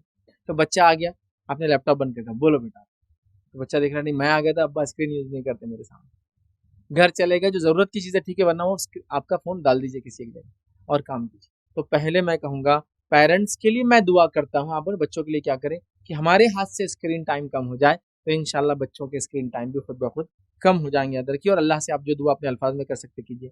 कौन सी दुआ करें, कोई खास दुआ नहीं, जो आप कर सकते करें। फिर उन्होंने एक सवाल किया कोई खास वक्त दुआ करे, हाँ अगर ऐसा लग रहा बच्चा लत में आ गया है मुश्किल है तो आप खास वक्त दुआ कर सकते हैं तहज्जुद के वक्त में, क्योंकि उस वक्त अल्लाह ताला पहले आसमान पे आ जाता है और निदा लगाई जाती है कोई मांगने वाला मैं देने बैठा है, कोई मगफिरत अल्लाह को मैं करने बैठा हूँ, तो फिर तहज्जुद में आप कीजिए दुआ। लेकिन अमल भी जरूरी है, खाली दुआएं कर रहे और फिर दिन भर आपका रूटीन नहीं चेंज उसका भी नहीं होगा, तो अमल भी जरूरी है। फिर उन्होंने सवाल किया क्या सदका से बचा जा सकता है। देखिए अमल करना पड़ेगा आपको और बाकी सब अमल इसके बाद है। आप बोलेंगे मैं सदका दे रहा फिर भी नहीं छोड़, तो आपको अमल भी करना है, स्क्रीन टाइम कम करना है, हैंडसेट कम करना है, घर के अंदर टीवी पे करना है, शिफ्ट करना है, कंट्रोल में करना है, सामने करना है, वो सब करना है। फिर आगे उन्होंने बताया ये गुनाह बच्चों में शुरू ही ना हो, इसके लिए पेरेंट्स खास तौर पर मदर्स क्या करें मैंने बता दिया, हैंडसेट का कम इस्तेमाल, देखते हैं तो बड़ी स्क्रीन पर देखेंगे, आप उनको बताएंगे क्या करना है, डायरेक्ट इंटरनेट के बदले आप उनको डाउनलोड करके वो चीज़ें दें वो क्या देखेंगे, और एक कम वक्त पर्टिकुलर टाइम के अंदर उनको डिफाइन करके दें और पर्टिकुलर कंटेंट दें जो आपको पता हो क्या है, और वो भी उसको देखकर इंशाल्लाह जिसको आप फायदा उठा सके। ये सब करे तो इंशाल्लाह मैं समझता हूँ आपके पूरे सवालात के जवाब मैंने इसमें देने की कोशिश की जी। ये बहुत सारे लोग ऐसा मोटिवेशनल इंस्पिरेशन ऐसा सुनना पसंद करते हैं, स्पेशली स्टूडेंट्स। तो उसमें बहुत सारे यूट्यूबर्स है जो कि नॉन मुस्लिम, उनमें हराम हलाल तकवा नहीं रहता, वो भी हर टॉपिक पे वीडियोस बनाते हैं, जैसे पोर्नोग्राफी पर भी बनाते हैं। तो बहुत बहुत सारे इनमें मतलब इन्हें देखना चाहिए नहीं देखना चाहिए। और अल्लाह ने कुरान में फरमाया कि जे मोटिवेशनल की मतलब तुम जैसा मुझसे तकवा करोगे, तुम जैसा मुझसे गुमान करोगे मैं वैसा तुम्हें मतलब अता करूँगा। और इसमें इस्लामिक मोटिवेशन कैसा लेना, मतलब इस्लामिक मोटिवेशन कैसा रहेगा, मतलब कोई आदत अपनी छोड़े, समझो पोर्नोग्राफी, मतलब इसका ऐसा अल्लाह से ऐसा गुमान कैसा करना, मतलब ऐसा। भाई ने सवाल किया कि मोटिवेशनल वीडियो लोग देखते हैं ताकि अपनी ज़िंदगी में गुनाहों से बचे या कुछ काम करने के लिए आगे बढ़े। मुस्लिम होते हैं, नॉन मुस्लिम होते हैं, तकवा परहेज़गारी उनमें होता नहीं है, कभी-कभार गलत और सही बताते हैं, कभी कुछ भी चीज़ें उसमें प्रमोट कर दी जाती हैं। तो इसका क्या मामला होगा? देखिए, मैं इस मामले में यही कहूँगा, मोटिवेशनल अगर लेक्चर है और लेक्चर देने वाला का कंटेंट अगर सही है तो मुस्लिम और नॉन मुस्लिम को देखने में इंशाल्लाह कोई हर्ज नहीं, जब तक कि कंटेंट उसका दुरुस्त हो। जैसा कि बुराई से बचाने के लिए बोल रहा है, एजुकेशन में आगे बढ़ने के लिए बोल रहा है, एजुकेशन में जो आगे बड़े लोग उनके वाक़या सुना रहा है आपको, जो लोग गरीब थे मालदार कैसे वाक़या, तो मैं समझता हूँ सुनने में तो इंशाल्लाह इसको हर्ज नहीं, जब तक कि वो गाइड सही करा। लेकिन मैंने देखा है लोग अजीब-ओ-गरीब हरकतें करते हैं और उसको समझते हैं मोटिवेशन है। समाज क्या तालीम दे रहा है, तो इसमें कंटेंट ज़रूरी है कि वो लोग क्या कह रहे हैं। वरना ऐसा भी कभी बोल रहा है, तुम तो बचकाने दिख रहे, तुम जाओ थोड़ी शराब पियो, उससे ज़रा तुम्हारा दिमाग खुल जाएगा। फलां चीज़ है, थोड़ा ड्रग्स लो, ये तुम अच्छे हो जाएंगे इससे। फलां काम है, एक्सीडेंट करके आ जाओ, तुमको इससे फायदा होगा, सीख लेंगे तुम दुनिया कैसी चलती। ये तरीका नहीं है, ये तरीका नहीं। अभी जिंदगी में गम नहीं, जो मोहब्बत कर लो किसी गम मिल जाएंगे तुमको, छोड़ देना, शादी नहीं करना, सिर्फ मोहब्बत कर लो। ये ऐसे भी लोग मशवरे देते हैं। तो आपके लिए जरूरी है उसका कंटेंट क्या है। अगर वो सही करते हैं कंटेंट तो मोटिवेशन लेने में इंशाल्लाह इसको हर्ज नहीं, इन राइट डायरेक्शन। इसलिए कि मैं आपको बताता हूँ, कई मोटिवेशनल लेक्चर्स या लेक्चरर्स, या पहले जमाने में तो बुक लिखते थे ना लोग, आज लेक्चर्स देते हैं, ये खुद सुसाइड किए थे अपनी जिंदगी। बहुत मशहूर शख्स थे, एक सीरीज थी उस आदमी की, उन्हें शायद 6 किताबें उसने एक सीरीज पे लिखा था, मोटिवेशनल पर्सनैलिटी डेवलपमेंट। मैंने कई बार नाम बोला लेकिन मैं आज भूल गया, चूंकि रेगुलर मैं रीड नहीं करता। लेकिन एक बहुत मशहूर शख्सियत, मैंने अपने कॉलेज लाइफ में मैंने भी पढ़ा और कई अलग अलग टॉपिक्स थे। मोटिवेशनल स्पीकर तो राइटर उस जमाने में होते थे। तो आप देखिए बड़े बड़े ऑथर्स, तो खाली बोलने से कुछ नहीं होता, उनकी लाइफ भी माने रखती है। ठीक, तो ऐसा ना हो कि मोटिवेशनल स्पीकर बोले तो हमारे कैसे मोटिवेशनल है कि वो इंडियन क्या, मतलब वो हमारे जैसे मोटिवेशनल हीरो है हमारे, कारों को उठा ले रहे हाथ में, हाँ जमीन के अंदर से, वो क्या बोलूं मैं, हैंडपंप लगा हुआ निकाल ले रहे, मतलब कितने टन फोर्स लगेगा उसको खाली खींचने के लिए बाहर, हाँ ट्रकों को उड़ा दे रहे हवा में। ऐसी चीजें देखने से कौन सा मोटिवेशन मिलेगा उसको मालूम। रियल लाइफ में जाके तो किसी को छेड़ भी नहीं सकता। मैंने एक वाकया सुनाया था, एक साहब एक बार हमारे दोस्त सुना रहे थे, बोले हमारे गांव में थे, बोले इनके हाथ पे पूरे ऐसे स्टिचेस थे, पूरे हाथ में, स्टिचेस हाथ में कैसे आ गए इनके। तो बोले एक बार टीपू सुल्तान देख लिए, बोले और टीपू सुल्तान बोले शेर को ऐसा बोले चीर देते थे, इन्होंने गुस्से में उठे कुत्ते की तरफ चले गए, बोले कुत्ते के मुंह में हाथ डाले, जब काटा उसने बोले तो पूरे टाके लग गए हंसी में। शेर के मुंह में हाथ डालना, उसको खोलना, जिसके बारे में मैं एक रिपोर्ट पढ़ा था, तो 650 से लेकर 1000 का फोर्स डालता जब दबाता हो अपने, इसलिए हड्डियां तक तोड़ देता हो। अब ये खामोखा किससे टीपू सुल्तान चीर रहा था, मजाक है ये, शेर के सामने खड़ा होना और उसका मुंह चीरना। आप उसके बोल सकते कि मैंने शेर से लड़ा, पंजों पे बांध के कुछ लोग लड़ते हैं, लेकिन उसका मुंह, मजाक नहीं है, याद रखिए। ठीक है, तो ये सब रियल लाइफ नहीं होता। तो रियल लाइफ मोटिवेशनल स्पीकर्स को देखें। मुसलमानों के पास तो मैं समझता हूँ एक लड़ी लगी हुई है, अंबियाओं के वाक़या जो कुरान में, नेक लोगों के वाक़या जो कुरान में, नबी अकरम सल्लल्लाहु अलैहि वसल्लम की पूरी ज़िंदगी, सहाबा की ज़िंदगियाँ, खुलफा राशिदीन की चारों की कोडिफाइड पूरी लाइफ ज़िंदगी कोड, मतलब पूरी लिखी गई। और कहीं ऐसे लाखों सितारे हमारे पास मौजूद है एक के बाद एक। मैं ये नहीं कह रहा आप नॉन मुस्लिम को सुन नहीं सकते, सुनिए आप भी, बट रियल भी हो कुछ, ये बात बड़ी इंपॉर्टेंट है। तो आप मोटिवेशन लेने में इंशाल्लाह कोई हर्ज नहीं उनसे, चाहे आप पोर्नोग्राफी छोड़ने के लिए उनसे मोटिवेशन लें, कोई और चीज़ के लिए ले, वो एक अलग बात है, बट रियल होना चाहिए और उनको पता होना चाहिए रियल लाइफ क्या होती है। वरना मैंने बता दिया, लोग रियल लाइफ में जो नहीं होता वो सारी चीज़ें फिल्मों के और फला फला चीज़ों के जरिए भर बताने की कोशिश करते हैं। किसी ने एक सवाल किया, अगर किसी दोस्त या रिश्तेदार को फहाशी पोर्नोग्राफी देखते हुए पकड़ ले या कंफर्म मालूम हो जाए तो उसकी इस्लाह कैसे करें। मैं समझता हूँ बच्चों की इस्लाह का जो मैंने पहले जवाब दिया उसमें बहुत सारे पॉइंट्स ऑलरेडी मेरे मौजूद थे। और मेरा जो चौथा पॉइंट था कि किसी को आप देखें कि वो इस काम में मुब्तला है तो क्या करें। पहली चीज़ मैंने उसे बताया था आपको कि आप उसको उस काम में मुब्तला देखें तो उसका ढिंडोरा ना पीटे, इसलिए कि ढिंडोरा पीटने से वो बुराई से बचेगा नहीं बल्कि और बुराई में ज़्यादा लग जाएगा। और मैंने हदीसें वो रखी थी, जो शराब पी के सहाबी आए थे तो आप सल्लल्लाहु अलैहि वसल्लम ने मना किया उन पर लानत भेजने में, चूंकि कहा कि जो मैं जानता हूँ उसके बारे में वही अल्लाह उसके रसूल से मोहब्बत करता है ये शख्स, तो लिहाजा उसका ढिंडोरा ना पीटे। अगर देख भी ले तो उसको बाद में बोले कि मेरे भाई इस तरफ जाने की वजह क्या है, रीज़न क्या है, कॉजेज़ क्या है जो तू इधर गया। फिर उसको उसका क्योर बताया कि अगर तुझे लत लग गई तो उसके लिए ये करे, लत नहीं थी गलती से तू उस टाइम देख रहा था या उसने देख नहीं रहा आ गया हो। मैं एक वाक़या सुनाता, एक साहब हमारे आए, उन्होंने पहली बार एंड्रॉइड लिया लाइफ में, ना कंप्यूटर लिया कभी ना कुछ लिया, एंड्रॉइड ले लिया सीधा। एंड्रॉइड लेके आए, वो अल्लम गलम ऐप्स डाउनलोड कर ली, ऐसा उनको लगा प्ले स्टोर में चलेगा, ये ऐप अच्छा दिख रहा है, वो ऐप डाउनलोड कर ली। एक ऐप उन्होंने पता नहीं क्या डाउनलोड कर ली और डाउनलोड करने के बाद उसके अंदर बिल्कुल न्यूड फोटोज आना चालू हो गई। अब वो बेचारे अकेले नहीं, एंड्रॉयड यूजर नहीं है, मतलब पहली बार ना कार ले ली और सब लोग घूमने जा रहे और उसकी डिक्की खुलना आ रही है ना, टैंक खुलना आ रहा है कि पेट्रोल कहाँ है, तो आदमी को रुकना पड़ता, अरे वो टैंक कैसा खुलता, नहीं खुशी तो है कार लेने की, लेकिन अभी पूरा सीखे नहीं ना उसको, तो उन्होंने वो कर लिया। अब परेशानी है कि बंद भी नहीं हो रहा, क्योंकि वो जब स्क्रीन में फोटोज आती है ना, तो उसकी खुसूसियत होती है उसका जो फोटो कट करने का, एक तो फोटो के कलर का रहता है और कहीं तो इतना बारीक छिपा हुआ रहता, दिखता भी नहीं हो, ऐड जाते हैं ना ऐप में, देखिए आप, अब वो परेशान बन नहीं होता। और उन्होंने क्या किया मालूम, उस पर वो सैमसंग का हैंडसेट था, सैमसंग की टीवी पे शेयर कर दिए थे उसके स्क्रीन में, फैमिली बैठी हुई, इतने शर्मिंदा हुए, फिर मुझसे एक बार मुलाकात करके बोले मैं तो पछता गया, बोले यार हैंडसेट लेके, मतलब क्या हुआ, वो ऐसा खुद गया बोले और वो स्क्रीन पे शेयर कर दिया और वो फोटो हट गई, बच्चों को लेके भाग रहे, बोले हम कमरे से बाहर निकले, बोले नहीं करता, और अल्हम्दुलिल्लाह उन्होंने यूज ही बंद कर दिया उसको, आज भी सादा हैंडसेट यूज कर, बोले नहीं, बस वो जो सदमा लगाना, मेरी बेटी भी थी बेटा था, बस मैं अब खत्म हो गया, अब मैं इसको यूज ही नहीं करूंगा और आज यूज नहीं करता, बहुत डेंजर चीज है भाई, तो आप एक्सपेक्ट नहीं कर सकते, याद रखें। तो लिहाजा हो सकता कभी उसने देखता नहीं हो, आ गया हो, कभी उसने कोई वीडियो प्ले करो, आजकल वीडियो प्ले का आता, ऑटो प्ले का एक सिस्टम आता, अब उसने कुछ एक वीडियो प्ले किया होगा अच्छा, कुछ इन्फॉर्मेटिव, अब वो एक के बाद दो के बाद तीन, उसके एल्गोरिथम रीड पढ़ते जाते, पता चला उसमें कुछ आ गया, अब वो पहुंचा, आप भी पहुंचे और आप बोलो देखो ये देख रहा, तो पहले कंफर्म भी हो कि उसने वो चीज देखता है, अगर वो चीज देखता है तो उसकी इस्लाह की जाए, उसको समझाया जाए, उसको मनाया जाए, उसको बुझाया जाए, इसके नुकसान बताया जाए, दुनिया में नुकसान, उखरवी नुकसान, जिस्मानी नुकसान, जहरी नुकसान, इससे मेरिटल लाइफ को लॉसेस क्या होते हैं, सारी चीजें अगर एक्सप्लेन की जाए तो इंशाल्लाह मैं समझता हूँ वो जरूर छोड़ने की जो है कोशिश करेंगे। किसी ने एक सवाल किया कि आपने बताया कि बच्चों को फहाशी से बचाएं और उन पर नजर रखें, लेकिन आम तौर पर लड़कियां जो कॉलेज जाती है उन पर कैसे नजर रखें, क्योंकि अक्सर पता नहीं चलता है कि कब लेक्चर्स ऑफ है और अकेले हैं। देखिए अब बहरहाल ये तो बड़ा मुश्किल है, वैसे हमारे मुस्लिम नौजवानों ने कॉलेज की बेड़ा तो उठाया हुआ ही है कि कोई लड़की खाई है तो उसको छोड़ते नहीं हो, सारी मालूमात लेने की कोशिश करते रहते हैं, है ना। लेकिन हाँ वालिदैन के लिए तो बहरहाल एक काफ़ी सीरियस मैटर है कि वो क्या करेंगे। मैं समझता हूँ तरबियत इसमें रोल अदा करती है, तरबियत तरबियत का बड़ा मसला इसमें खलल है। तरबियत एक बार हो जाए ना मजबूत, मतलब झाड़ की जड़ें अगर बना देना पहले, तो इंशाल्लाह आने वाली आंधी और तूफान उसको उतना इफेक्ट नहीं करेंगे। लेकिन अगर तरबियत ना हो, और आज तरबियत की बहुत कमी है, मैं आपको कुछ भी नहीं बोल सकता तरबियत के बारे में। मैं आपको ये दावे से बोल रहा हूँ कि 8 महीने से लॉकडाउन है, लॉकडाउन नहीं तो कम से कम 8 महीने से बच्चों को छुट्टियां हैं। मैं आपको बोल रहा हूँ हमारे घर के अंदर जो बच्चे थे उनके 8 महीने में हमने कोई 8 चीजें भी उनको सिखाई, क्या मैं चैलेंज से पूछ रहा हूँ पेरेंट्स से, 8 महीने में 8 चीजें भी सिखाई, क्या मैं चैलेंज कर रहा हूँ पेरेंट्स, बताओ।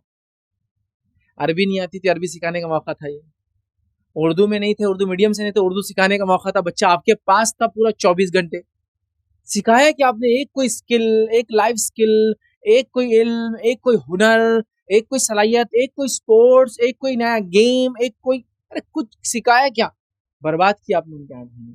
इसका मतलब ये कि आप ना तरबियत पहले करते थे, ना तरबियत आपने अभी की, ना तरबियत आप बाद में करनी। जो बात मेरी अभी सुन रहे हो सकता है वीडियो पता नहीं कब अपलोड हो, मैं नहीं जानता हूँ, कुछ नहीं, बर्बाद किया इसको, है ना। तरबियत मौजूद नहीं है तो अब मैं बाकी का मैं क्या बोलूँ। तरबियत लड़कियों की नहीं, लड़कों को भी तरबियत, हाँ बस सिर्फ लड़कियों को थोड़ी बहुत दी जाती है, क्योंकि बोले लड़की से बेइज्जत हो जाता खानदान, लड़का कुछ भी कर ले तो कुछ नहीं होता, सब फालतू बातें हैं, फालतू भी नहीं है।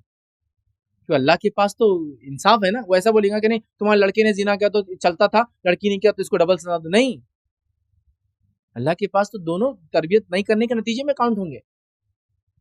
तो मैं बोलूंगा तरबियत अगर हो ऐसी ना, तो इंशाल्लाह बच्चे कम इन्फ्लुएंस होंगे माहौल से। फिर भी मैं कहता हूँ तरबियत के बावजूद ही माहौल असर करता है भाई, लेकिन कुछ ना कुछ कभी ना कभी रिटर्न आने के पूरे चांसेस होते हैं जब तरबियत होती है। और तरबियत ना हो तो फिर क्या होगा आप उसका अंदाज़ा ही लगा सकते। तो मैं सिर्फ ये कहूँगा बच्चों को खूब मेहनत कीजिए, खूब अच्छी तरबियत कीजिए, लड़का हो लड़की हो। तरबियत का मरहला बहुत छोटी उम्र से होता है, और जहाँ तक मैंने पढ़ा है, लोगों को सुना है, अरबी की मिसालें मौजूद हैं कि बच्चा अपनी ज़िंदगी के 5 साल तक 50% ऑफ द नॉलेज जो पूरे लाइफ में गेन करने वाला था, गेन कर चुका होता है। आप बोलेंगे 50% कैसे करता? सबसे पहले तो देखिए ज़िंदगी भर जो चीज़ बोलने वाला है वो सीख लेता है उस उम्र में, लैंग्वेज सीखता है, 50% ऑफ नॉलेज भी गेन कर लेता है। वो दूसरी लैंग्वेज को पढ़ना सीखता है, जैसे इंग्लिश में अगर इंग्लिश सीख रहा, उर्दू है तो उर्दू सीखता है ना, हो जाता है ना। आपका बच्चा 5वीं में डालेंगे तो अलिफ बा ता सा लिख रहा, ABCD लिख रहा, तो नॉलेज गेन करता है। लोगों को समझने की सलाहियत उसको उम्र में आ जाती है। मसला ये कि हमने कभी उनको बड़ेपन पे लाकर उनसे वैसी बात नहीं की कि हम उनसे वो आउटपुट निकाले जो होना चाहिए। सहाबा के वाक़या सुनते ना, 14 साल के सहाबी है, मुहद्दिस बन गए, 18 साल के सहाबी है, मुजाहिद बन गए, बल्कि एडमिरल बन गए, फौज के सिपह सालार बन गए। ये किस्से हमने सुने, लेकिन हमने उनका डेवलपमेंट, उनकी नशोनुमा, उनकी तरबियत नहीं देखी। वो स्पेशल लोग नहीं थे। नहीं, वो पहले ज़माने में ऑक्सीजन ज़्यादा था ना, तो बच्चे अलग बढ़ते थे, आज का ऑक्सीजन कम है तो बच्चे नहीं, वैसा नहीं है। पहले ज़माने में लोगों को पता था बच्चों की तरबियत कैसा करते। आज तरबियत के नाम पे हमारे पास सिर्फ ये ढकोसला है कि कौन से स्कूल में बच्चे को डाला। क्या तरबियत है जनाब, क्या तरबियत, ओह क्या तरबियत है, कहाँ डाला? सीबीएसई, क्या तरबियत है आपकी जनाब, बच्चों को तरबियत देखो, सीबीएसई में डाल दिया आपने। आईसीएसई 7 फर्सी सलाम आपको। तो आईसीएसई तो इतना फीस दे रहे हैं आप, 1 लाख तो एडमिशन फीस होंगी, क्या तरबियत, ये तरबियत है? आईजीसीएसई, क्या आपने डाल दिया board, Cambridge board, Oxford board, क्या आपने कर दिया भाई, ये तरबियत नहीं थी। ये इतना पढ़ने वाला बच्चा भी आपके साथ अगर कभी दावत में चला ना, तो आप उसको मार के बोलते हंस जा, तेरे वजह से तकलीफ हो रही, तरबियत नहीं है उसकी अभी, क्योंकि मजलिस में आपको तंग करता है। उसने अभी इंसानों में रहना नहीं सीखा, जो कि जिंदगी भर उसको यही काम करना है। हमारी तरबियत का क्या हाल है, मैं आपको क्या बताऊं। उनके आंसू रोने का ही वक्त है। बच्ची की उम्र 22 साल, 23 साल, 24 साल, 25 साल, ग्रेजुएट, पोस्ट ग्रेजुएट और उसके आगे कोर्सेज कर रहे हैं। शादी नहीं हुई लेकिन अभी, समझ लीजिए तरबियत का क्या आलम है। सुनिए मेरी बात गौर से, रिश्ता आ गया उसका। कल अजदवाजी जिंदगी गुजारेंगी 1 महीना बाद, 2 महीने बाद, 3 महीने बाद, मतलब शादी हो जाएंगी उसकी, मैरिड लाइफ गुजारेंगी। क्या बोलते हैं मालूम?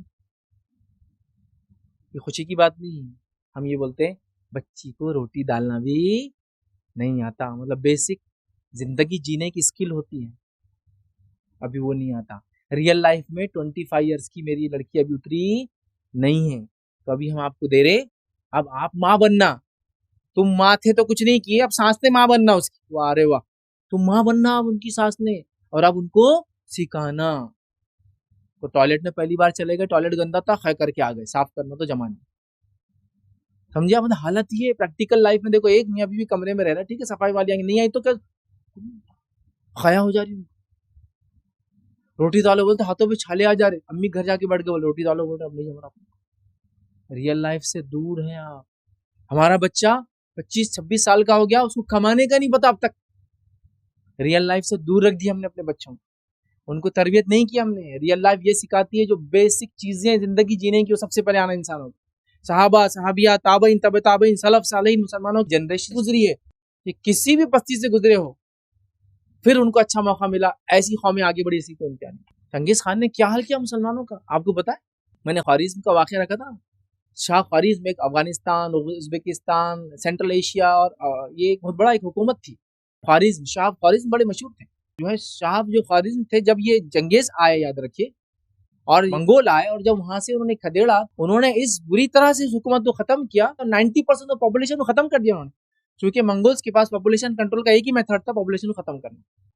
जैसी मंगोलों का मामला खत्म होता, फिर उरूज पे आ जाते, फिर कौमें आगे बढ़ गई थी, इसलिए कि जिंदगी जीने का हुनर था उनके पास। हमारी तरबियत का हाल क्या, मैंने एग्जांपल दोनों दे दिया। इसको कमाने की सोचनी है, मैं नहीं बोल रहा कि औरत का काम सिर्फ घर में रोटी डालना है, मर्द का काम सिर्फ कमाना है। जरूरत पड़ने पर औरत भी कमाएंगी, जरूरत पड़ने पर मर्द भी घर में काम करेंगे। लेकिन आप मर्द को लेंगे, तूने कमाना भी, तूने काम भी करना, तूने माँ बाप की खिदमत भी, तूने सब करना। मैं जो दूसरे घर से आई, सिर्फ मैं पढ़े रहने को आई हूँ, नहीं होता। जब ये कमा के लाने की मेहनत करेंगे, तुमको घर में कुछ ना कुछ करना पड़ेगा। दोनों कमा के ला रहे तो फिर दोनों मिलके घर में कुछ ना कुछ बच्चों के लिए करेंगे ही फिर भी। हाँ बस, तो ऐसा हो गया नहीं, वो तुम्हारा पूरा हक है, इस्लाम ने बोला औरत का कुछ भी नहीं है, ये नहीं, वो नहीं, वो नहीं, वो नहीं, वो नहीं, सब तुम ले लो। तुम क्या करते, खाली खाते बोले। कभी मर्दों का वो हाल है, औरत काम कर रही, ये कर रही, बच्चों को पाल रही, संभाल रही, जॉब कर रही, इन्हें सिर्फ खा रहा, पान खा रहा, जेब में हाथ डाल रहा, घूम रहा महल्ले में। लाइफ नहीं सिखा, तरबियत। तो कॉलेज में वो उस पर क्या दिख रहे हैं, मैं बोल रहा हूँ कॉलेज की गाड़ी पे क्या कर रहे हैं, पेट्रोल को कहाँ इस्तेमाल कर रहे हैं, किसको एसएमएस कर रहे हैं, किसको लेटर लिख रहे हैं, सब आप काउंट करना पड़ेगा। खाली मोबाइल तो हम पकड़ रहे बेचारे। तो तरबियत का बड़ा रोल होता है इन तमाम चीज़ों में। तो मैं कहूँगा रियल लाइफ जीना सिखाइए, रियल लाइफ की तरबियत दीजिए बच्चों को, और हकीकी ज़िंदगी बहुत अलग होती, याद रखिए। वहाँ अगर इंसान सिर्फ मामलात को समझने वाला बन जाए ना, तो बस हो जाता है। मामलात को समझना, एक साहब एक मरतबा करने लगे, वो ऐसा आए, 2 लोग खड़े थे, अब ये ऊपर का बोले घर बनाना है अपने को, कॉलम का वो करना है, ये करना है, तो वो सब बातें कर रहे थे। एक साहब एकदम बीच में आ गए, अभी क्या करो बोले, वो तो कॉलम का तो ठीक है बोले, ये जमनी रूम बड़ा नहीं होना, बोलते सिंपल आइडिया बोले, ये कॉलम को हटा के यहाँ रख दो बोले। सब लोग सिर्फ उनके मुंह को ही देख रहे, मतलब कोशिश करते हैं वहां बस अब यहाँ मजलिस से निकल जाओ तो अच्छा है। नहीं बोले कॉलम को सरका दो बोले, एक और थोड़ा पतला कर दो बोले इसको, और अपन क्या करेंगे बोले 5 की साइज की ईट बना के मंगा लेंगे बोले। मतलब 4 की ईट आती है और फिर 6 की ईट आती है, 5 की तो ठीक है कर लेंगे हम बोले, वो भी एडजस्ट कर लेते हैं आप बोले। मतलब रियल लाइफ में ये भी नहीं पता कि ईट 4 इंच की आती है और फिर 6 इंच की आती है, बोलो 9 inch by 4 inch, 9 inch by 6 inch की आती है। इसके बराबर उसके इसे कट साइज फर्मे होते हैं कि वो चुराते छोटी बनाते, दूसरा साइज नहीं आता, तो बोल रहे साइज ही ईट का बदल के मंगाओ। और कॉलम को बोले यहाँ है ना तो ऊपर वाला कॉलम यहाँ रख देंगे, कॉलम जो नीचे से एक बार बन के आया वही होता है, उसको आप चेंज नहीं कर सकते जगह। तो गोया रियल लाइफ में बेसिक चीज़ें भी हमको नहीं पता है।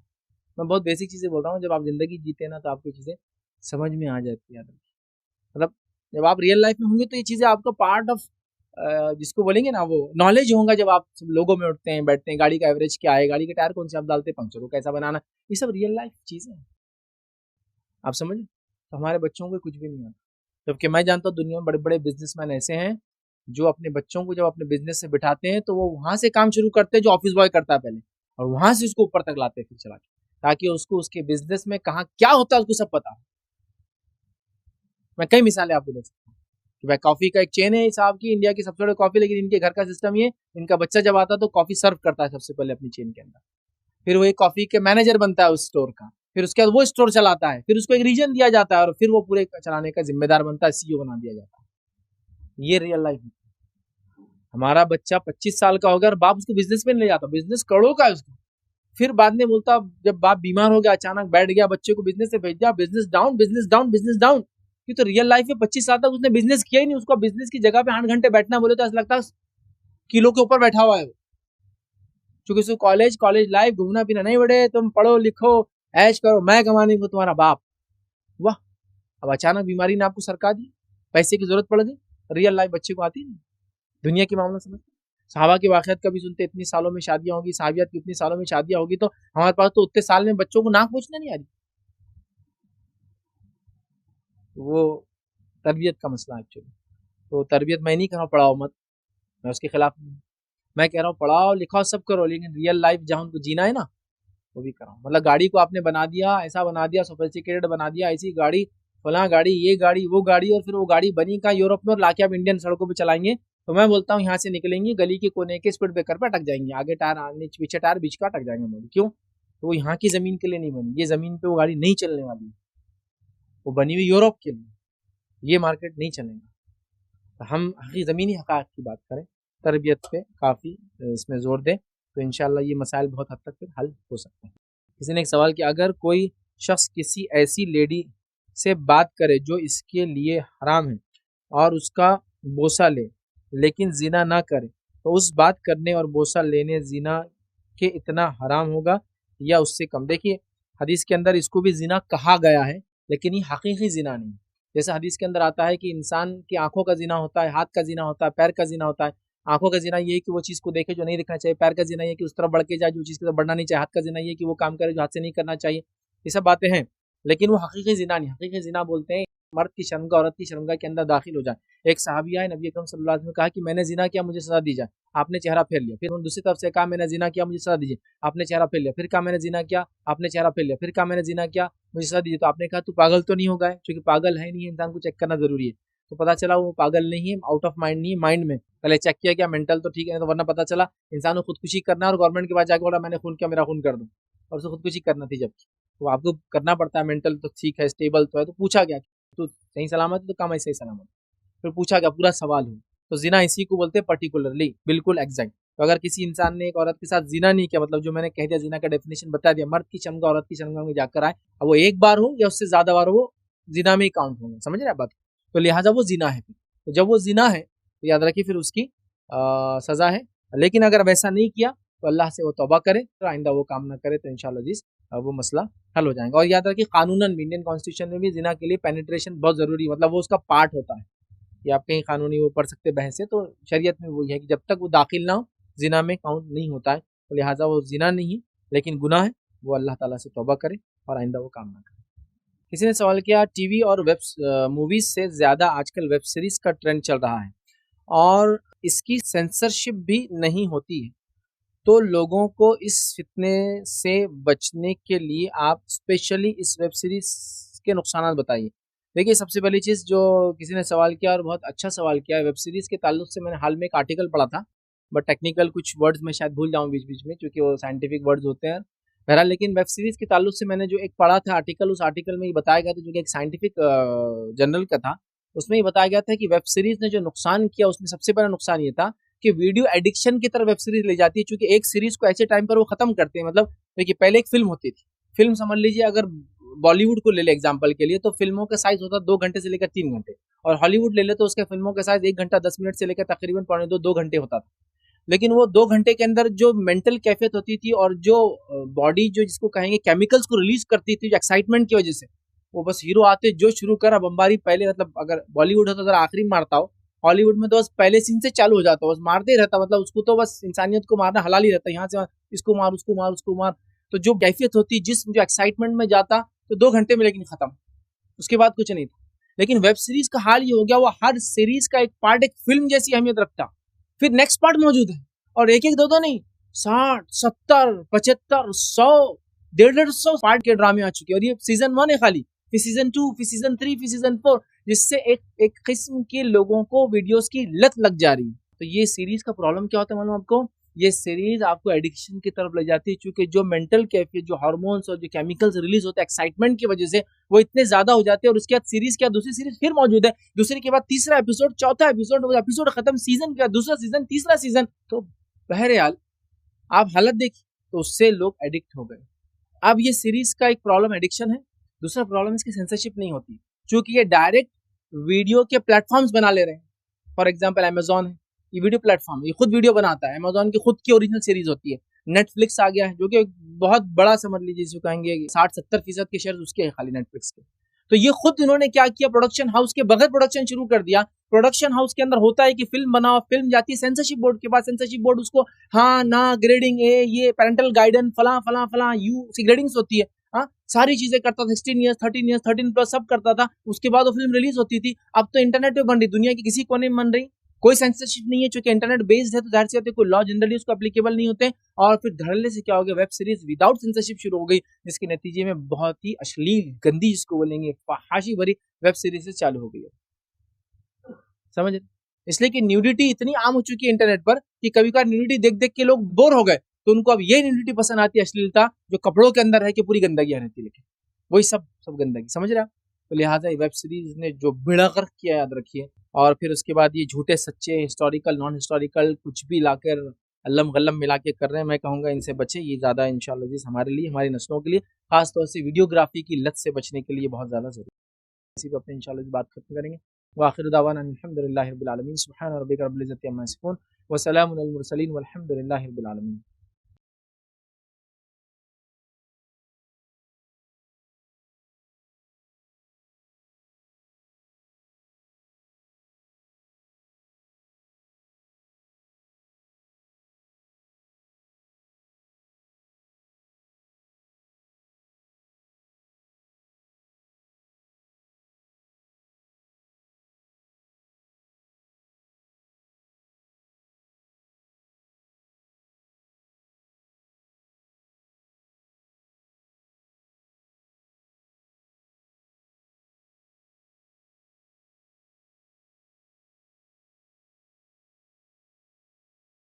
अस्सलाम वालेकुम। आप भी हमारे इस काम में ताउन करें अपनी ज़कात और सदक़ात के ज़रिए। डोनेशन डिटेल्स के लिए डोनेट अस पर क्लिक करें। अगर आपको हमारे वीडियोस पसंद आए हैं तो इसे शेयर करें और सबके हकदार बनें। रोज़ाना हमारे वीडियोस को पाने के लिए हमारे यूट्यूब चैनल को सब्सक्राइब करें और बेल आइकन दबाएं। हमसे दीगर सोशल मीडिया पर जुड़ने के लिए वीडियो में दिए गए आईडी को सर्च करें। जज़ाकल्लाह।